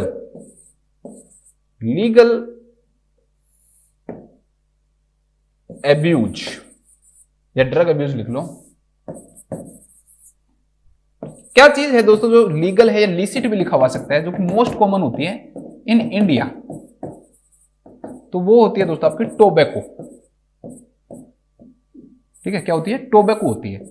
क्लाइंट टोबैको है ना, मतलब ऐसे इलीगल नहीं है ना भाई, किसी के पास पाई गई तो उसको जेल हो जाएगी, ठीक है। ऐसे नहीं कि आपको बेचते हुए पाया गया, वो अलग रूल है, ठीक है। आप खा रहे हो तो वो लीगल है इंडिया में ज्यादातर, ठीक है। कुछ स्टेट के अंदर बैन है। तो सबसे ज्यादा अब्यूज जो किया जाता है ना इंडिया के अंदर, वो टोबैको को होता है फर्स्ट नंबर पे। और सेकंड नंबर पे क्या आती है दोस्तों? आपकी एल्कोहल आती है। क्या आती है? एल्कोहल आती है सेकंड नंबर के अंदर। और इलीगल का क्वेश्चन आए, 2 क्वेश्चन हो गए ये, है ना, ठीक है। 2 हो गए, एक फर्स्ट और एक सेकंड। सेकंड अगर वो पूछता है दोस्तों कि मोस्ट कॉमन इलीगल पूछता है वो, तो इलीगल के अंदर क्या आएगा दोस्तों, आपका साइको एक्टिव सब्सटेंस है ये, ठीक है। मोस्ट कॉमन इलीगल अगर आपसे पूछता है तो इसका जो आंसर आएगा that is cannabis. Not only in India but also in world, India में भी और वर्ल्ड में भी सबसे ज्यादा इलीगल जो है दोस्तों दैट इज यूज की जाती है that is cannabis. Question number 4 आता है most common psycho active substance in world, ठीक है। ये ड्रग तो नहीं है लेकिन साइको एक्टिव है, हमारे ब्रेन की एक्टिविटी को बढ़ा देता है, दैट इज कैफीन। कैफीन जो होता है ना दोस्तों वो most common psycho active substance होता है, जो ब्रेन की एक्टिविटी थोड़ा क्या कर देता है, इंक्रीज कर देता है। वो वर्ल्ड के अंदर सबसे ज्यादा क्या यूज की जाती है दोस्तों, कैफीन होती है। वो क्या होती है, कैफीन। तो 4 क्वेश्चन हो गए। एक तो लीगल में पहला सबसे ज्यादा टोबैको, अल्कोहल से भी ज्यादा इंडिया में क्या किया जाता है, टोबैको का कंजप्शन किया जाता है। और सेकंड नंबर पे क्या आएगा आपका, अल्कोहल आएगा। और अगर इलीगल में पूछता है तो कैनाबिस आएगा, और अगर साइको एक्टिव सब्सटेंस पूछता है तो वो कैफीन आएगा। अब हम बात करते हैं दोस्तों अल्कोहल विड्रॉल की, ठीक है। अब हम बात करते हैं किसकी, अल्कोहल विड्रॉल सिंड्रोम की, अल्कोहल विड्रॉल सिंड्रोम की।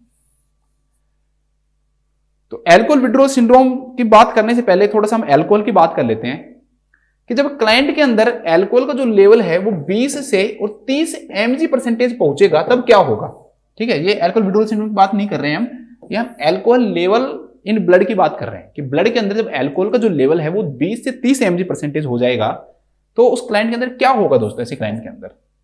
तो ऐसे क्लाइंट के अंदर क्या होगा दोस्तों, ऐसे क्लाइंट के अंदर देखने को मिलता है डिसइनहिबिशन। इस टर्म को हम किस नाम जानते हैं, डिसइनहिबिशन के नाम से जानते हैं।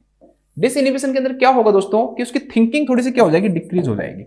स्टार्टिंग के अंदर थिंकिंग एंड एक्टिविटी थोड़ी सी क्या होगी, डिक्रीज होगी। जब लेवल कितना रहेगा दोस्तों, 20 से 30 रहेगा। फिर ये लेवल और बढ़ेगा, वो 30 से और 80 mg परसेंटेज चला जाएगा। 30 mg तक ही आप ड्राइविंग कर सकते हो। इंडिया के अंदर रूल है कि अगर आपका 30 mg परसेंटेज से ज्यादा है तो आप ड्राइविंग भी नहीं कर सकते हो, ठीक है। ये भी थोड़ा सा ध्यान रख लेना, 30 तक ड्राइविंग की जा सकती है, अगर 30 mg परसेंटेज से ज्यादा आता है तो आप ड्राइविंग नहीं कर सकते हो।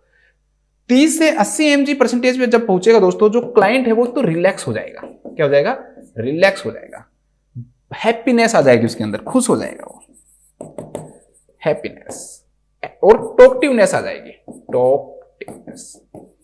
अब ऐसे क्लाइंट ज्यादा बोलना क्या कर देंगे, स्टार्ट कर देंगे, रिलैक्स हो जाएंगे, हैप्पीनेस आ जाएगी। तो ये सारे सिम्टम्स ऐसे क्लाइंट के अंदर देखने को मिलते हैं। अब जो लेवल है दोस्तों वो पहुंच जाएगा कितना, 80 से 200 mg। 80 से 200 mg के अंदर अब क्लाइंट का लेवल क्या हो गया दोस्तों, पहुंच गया है। अब लेवल और ज्यादा बढ़ा तो अब ये और ज्यादा क्या कोज करवाएगा दोस्तों, एक्टिविटीज कोज करवाएगा। अब क्या होगा क्लाइंट के अंदर, इतने लेवल आने के बाद है ना, जब 80 से 200 का लेवल आएगा तो क्लाइंट की जजमेंटल जो एबिलिटी, बाकी के ऑल अदर सिम्टम्स तो आएंगे, ऑल अदर सिम्टम्स तो आएंगे क्लाइंट के अंदर, सिम्टम्स तो आएंगे। उसके अलावा दोस्तों ऐसे क्लाइंट के अंदर जो जजमेंटल जो एक्टिविटी है, जजमेंटल जो एक्टिविटी है वो डिक्रीज हो जाएगी। इसके अलावा क्लाइंट को बोलने में प्रॉब्लम होगी तो स्लर्ड स्पीच होगा। इसके अलावा क्लाइंट को मोटर एक्टिविटी भी वो होगी तो एटेक्सिया होगा, और मूड लाइबिलिटी देखने को मिलेगी। मतलब मूड बिहेवियर उसका क्या मिलेगा दोस्तों, चेंज मिलता जाएगा। मूड बिहेवियर क्या हो जाएगा उसका, चेंज हो जाएगा दोस्तों, ठीक है। तो जजमेंटल एक्टिविटी डिक्रीज होगी, स्पीच डिक्रीज होगा, एटेक्सिया देखने को मिलेगा, ठीक है। और मूड की लाइबिलिटी भी उसके अंदर देखने को मिलती है। मूड उसका क्या हो जाएगा, बिल्कुल कभी हंस रहा है, फिर रोने लग रहा है, 2 मिनट में चेंज होने लग गया है, ठीक है। तो इस प्रकार पेशेंट के अंदर देखने को मिलता है जब लेवल जो है दोस्तों वो कितना चला जाता है, 80 से 200 mg परसेंटेज चला जाता है, ठीक है। जब 80 से 200 mg परसेंटेज चला जाएगा तो ये सारे सिम्टम्स उसके अंदर देखने को मिलेंगे। जब लेवल दोस्तों 200 से 300 होगा, 200 से 300 mg परसेंटेज पे जब लेवल चला जाएगा तो एक तो इनवॉलेंटरी आई मूवमेंट होने लग जाएगा जिसे हम निस्टैग्मस के नाम से जानते हैं, और एक क्लाइंट को कुछ भी याद नहीं रहेगा, ब्लैक आउट हो जाएगा क्लाइंट। इतने लेवल पे जाके क्या हो जाएगा, क्लाइंट ब्लैक आउट हो जाता है। एंटेरोग्रेड एमनेसिया देखने को मिलता है इस क्लाइंट के अंदर। क्या देखने को मिलेगा, एंटेरोग्रेड एमनेसिया भी देखने को मिलता है। तो निस्टैग्मस एंड ब्लैकआउट। और 300 से अगर ज्यादा लेवल चला गया तो जो क्लाइंट है दोस्तों वो कोमा में भी जा सकता है, या फिर क्लाइंट की क्या हो सकती है, डेथ भी हो सकती है, ठीक है। अगर इतना लेवल चला गया तो क्लाइंट कोमा भी हो सकता है और क्लाइंट को क्या हो सकता है दोस्तों, डेथ भी हो सकती है, ठीक है। अब हम बात करते हैं अल्कोहल विड्रॉल सिंड्रोम की। अल्कोहल विड्रॉल सिंड्रोम, जैसे ही आपने शराब छोड़ी तो 6 से 8 घंटे में आपके सिम्टम्स आना क्या हो जाएंगे दोस्तों, स्टार्ट हो जाएंगे। जब 6 से 8 घंटे होंगे तो उस समय क्लाइंट को पहले जो सिम्टम्स आते हैं that is called tremors. Most common और मोस्ट अर्लीस्ट सिम्टम आता है ये, ठीक है। तो क्लाइंट को क्या देखने को मिलेगा दोस्तों, ट्रीमर्स देखने को मिला। साथ में इसके अलावा ये तो आपको याद रखना ही रखना है, इसके अलावा दोस्तों क्लाइंट को टैकीकार्डिया होगा, ठीक है। क्लाइंट को पाल्पिटेशन होगा, पाल्पिटेशन, पर्सपिरेशन होगा, ज्यादा पसीना आएगा, पर्सपिरेशन होगा, और इनसोम्निया, क्लाइंट को नींद नहीं आएगी, इनसोम्निया होगा, ठीक है। तो ये सारे सिम्टम्स इसके अंदर देखने को मिलेंगे। इसके बाद में जो क्लाइंट है दोस्तों उसको 12 से और 24 घंटे जब हो जाएंगे छोड़े हुए, 12 to 20 हावर्स हो जाएंगे, तो उसको ऑडिटरी हेलुसिनेशन देखने को मिलेगा। ऐसे क्लाइंट के अंदर क्या देखने को मिलेगा दोस्तों, ऑडिटरी हेलुसिनेशन देखने को मिलेगा। बाकी के सिम्टम्स साथ में क्या जुड़ जाएगा, ऑडिटरी हेलुसिनेशन। बाकी के सिम्टम्स साथ में जो ऑडिटरी जो हेलुसिनेशन है ना दोस्तों वो देखने को मिलने लग जाएगा, ठीक है। फिर इसके बाद में जैसे ही 24 से 48 घंटे होंगे, 24 से 24 to 48 आवर्स होंगे, तो 24 से 48 घंटे जब क्लाइंट के अंदर हो जाएंगे ना दोस्तों, तो उसके अंदर आने लग जाएंगे रम फिट्स। क्या आने लग जाएंगे, रम फिट्स आने लग जाएंगे। इसको हम बोलते हैं एल्कोहल एसोसिएटेड कन्वल्जन्स, मतलब उसको कन्वल्जन्स आने लग जाएंगे दोस्तों। इन्हें हम किस नाम से जानते हैं, रम फिट्स के नाम से जानते हैं। जिसकी ड्रग ऑफ चॉइस, अगर रम फिट्स आ रहे हैं ना, तो आप ये मत कहना कि मैं ओरली दूंगा, तो उसके अंदर आईवी देते हैं, क्या तो लोराजेपाम देंगे या फिर डाइजेपाम देते हैं, ठीक है। आप ये मत कहना सर क्लोरडाइजेपोक्साइड आएगा। अगर अल्कोहल विड्रोल सिंड्रोम की ड्रग ऑफ चॉइस पूछता है तब क्लोरडाइजेपोक्साइड आएगा, लेकिन फिट्स की अगर पूछता है तो वहां पर लोराजेपाम आंसर आएगा, ठीक है। क्योंकि उस समय कन्वर्जन्स आ रहे हैं, आप उसको ओरली नहीं दे सकते हो, तो आप उसको क्या दोगे, आईवी दोगे। और अगर दोस्तों 48 से 72 घंटे का टाइम हो गया है, तो उस समय फिर इसके अंदर सिम्टम्स आने लग जाएंगे, किसके, डेलीरियम के सिम्टम्स आने लग जाएंगे।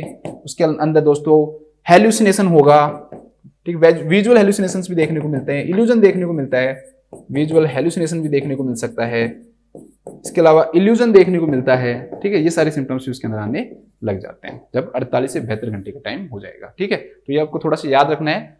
किस टेक्निक से याद रखोगे, टी फॉर ट्रीमर्स, फिर ऑडिटरी हेल्यूसिनेशन आएगा, फिर आपको क्या याद आएगा, रम फिट्स आएगा, और फिर क्या आएगा दोस्तों, आपका डेलीरियम आएगा। बस इस प्रकार से याद रख लो।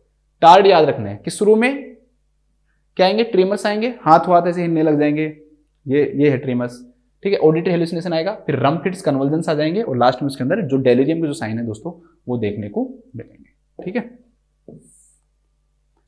एक क्वेश्चन आता है बहुत इंटरेस्टिंग है कि अगर कोई भी पर्सन है दोस्तों, उसने मेथेनॉल ले लिया, मैथिल अल्कोहल ले ली, मतलब कच्ची दारू ले ली, तो उसका ट्रीटमेंट क्या आएगा, ठीक है। कच्ची शराब ले ली किसी ने, तो उसका क्या ट्रीटमेंट आएगा, देसी दारू पीते हैं ना, देसी दारू वो पी ली, तो उसका क्या ट्रीटमेंट आएगा। तो बच्चे कहते हैं सर इसका आंसर आएगा, हमने पढ़ा है, एथेनॉल आएगा, या एथिल अल्कोहल बोलते हैं, एथेनॉल भी लिखा हो सकता है, एथिल अल्कोहल, एथिल अल्कोहल आएगा। मैं कह रहा हूँ ये सही नहीं है, मतलब सही है बट फर्स्ट ड्रग नहीं है कि भाई आपको हॉस्पिटल में एडमिट कर दिया और आपने देसी शराब पी ली और आपको हम ला रहे हैं कि लो ये पियो, ऐसा नहीं होता है ना। पहली जो ड्रग होती है वो फोमेपिजोल होती है, ध्यान रखना क्या आती है, फोमेपिजोल। हाँ, फोमेपिजोल नहीं है तब यूज कर सकते हैं एथिल अल्कोहल को, ठीक है। ये है अंग्रेजी शराब, मतलब देसी शराब की वो करने के लिए अगर उसकी टॉक्सिसिटी हो जाती है, टॉक्सिसिटी है ना, क्या है, टॉक्सिसिटी है, तो उसका जो ट्रीटमेंट जो होता है दोस्तों वो क्या होता है, अंग्रेजी शराब होती है एथिल अल्कोहल। लेकिन एथिल अल्कोहल ये नहीं है कि भाई हॉस्पिटल में एथिल अल्कोहल यूज करेंगे, नहीं, मेन जो ड्रग यूज करते हैं दैट इज फोमेपिजोल। तो ये भी थोड़ा सा ध्यान रख लेना कि मैथिल अल्कोहल टॉक्सिसिटी के अंदर हम क्या यूज करते हैं, फोमेपिजोल यूज करते हैं। वैसे ये यूज कर सकते हैं हम एथिल अल्कोहल भी, लेकिन ये सेकंड नंबर पे आएगा, फर्स्ट नंबर पे फोमेपिजोल आएगा। क्या आएगा, फोमेपिजोल। तो इसको भी थोड़ा सा याद रख लेना। लीवर जो होता है ना दोस्तों, ध्यान रखना, स्मॉल इंटेस्टाइन जो होता है, स्मॉल इंटेस्टाइन जो होता है ना दोस्तों, उसके अंदर जो अल्कोहल है उसका 90% एब्जॉर्प्शन होता है। 90% क्या होता है, एब्जॉर्प्शन होता है। और लीवर के अंदर अल्कोहल का 90% मेटाबॉलिज्म होता है। इसलिए दोस्तों जो लीवर है ना उसको हेल्दी रखना बहुत जरूरी है, उसको हेल्दी रखना बहुत जरूरी है। और अगर आपको लीवर को हेल्दी रखना है ना तो आपको उसको देना पड़ेगा क्या, high calorie diet that fortified with vitamins. इसलिए अल्कोहल विड्रॉल सिंड्रोम के क्लाइंट के अंदर हम लीवर को प्रोटेक्ट करने के लिए हाई कैलोरी डाइट देते हैं। Drug of choice in alcohol, अगर अल्कोहल विड्रॉल सिंड्रोम के अंदर ड्रग ऑफ चॉइस आती है और अगर ऑप्शन के अंदर कोई ड्रग का नाम नहीं दे रखा तो आंसर आएगा बेंजोडाइजेपिन, बेंजोडाइजेपिन, लेकिन अगर नाम दे रखा है तो पहली जो ड्रग आएगी that is chlordiazepoxide, chlordiazepoxide. Second जो ड्रग आएगी दैट इज लोराजेपाम, लोराजेपाम। और थर्ड जो ड्रग आएगी दैट इज डायजेपाम, डायजेपाम। ठीक है, ऐसे याद रख लेना इसको, क्लोरडाइजेपोक्साइड, लोराजेपाम और डायजेपाम। ये क्वेश्चन 2017 एम्स के अंदर पूछा गया था कि अल्कोहल विड्रॉल सिंड्रोम की ड्रग ऑफ चॉइस क्या होती है, क्लोरडाइजेपोक्साइड। ठीक है, तो लिखो अल्कोहल विड्रॉल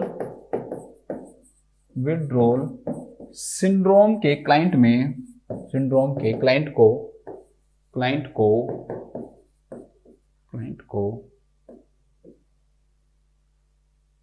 लीवर को मेंटेन करने के लिए, लीवर को मेंटेन रखने के लिए, लीवर को मेंटेन रखने के लिए हाई कैलोरी डाइट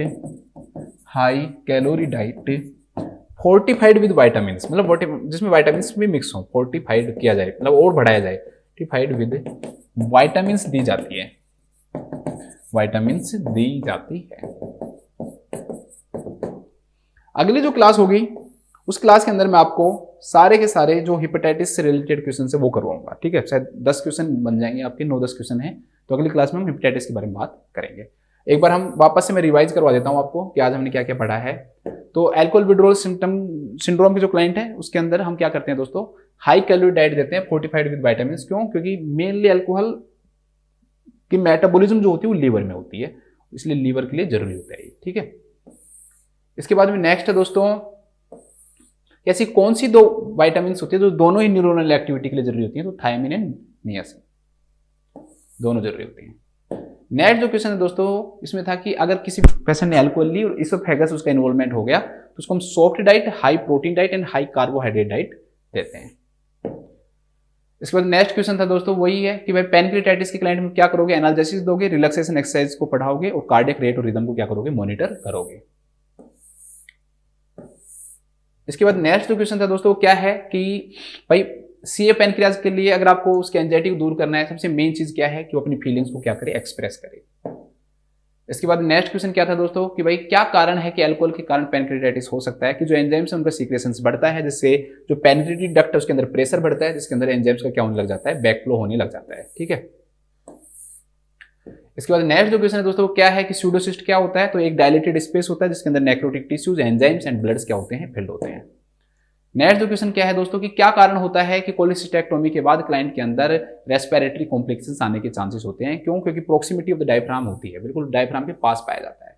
विटामिन के है वो क्यों देते हैं दोस्तों, क्योंकि विटामिन के है that is responsible for formation of prothrombin, prothrombin के लिए जरूरी होता है, इसलिए विटामिन के देते हैं। और यहाँ पर क्या होता है कि कोलेसिस्टेक्टोमी के कारण क्लाइंट के अंदर, कोलेलिथिसिस के कारण क्लाइंट के अंदर जो फैट सोल्यूबल विटामिन हैं उनकी डेफिशिएंसी देखने को मिलती है, और उस फैट सोल्यूबल डेफिशिएंसी में विटामिन के भी आता है जिसके कारण ब्लीडिंग हो सकती है। इसलिए हम क्लाइंट को क्या देते हैं, विटामिन के देते हैं, जो कि फैक्टर नंबर 10, 9, 7 और 2 बनाता है, 2वां, 7वां, 9वां और 10वां फैक्टर बनाता है। ये हमारी एक छोटी सी क्लास थी और मैं आशा करता हूँ कि आप लोगों को समझ में आ रहा होगा, बहुत अच्छा लग रहा होगा। तो इसी प्रकार आप लोग मेरे साथ बने रहें। आप लोगों का बहुत बहुत धन्यवाद। सभी स्वस्थ रहें, खुश रहें। Thank you so much.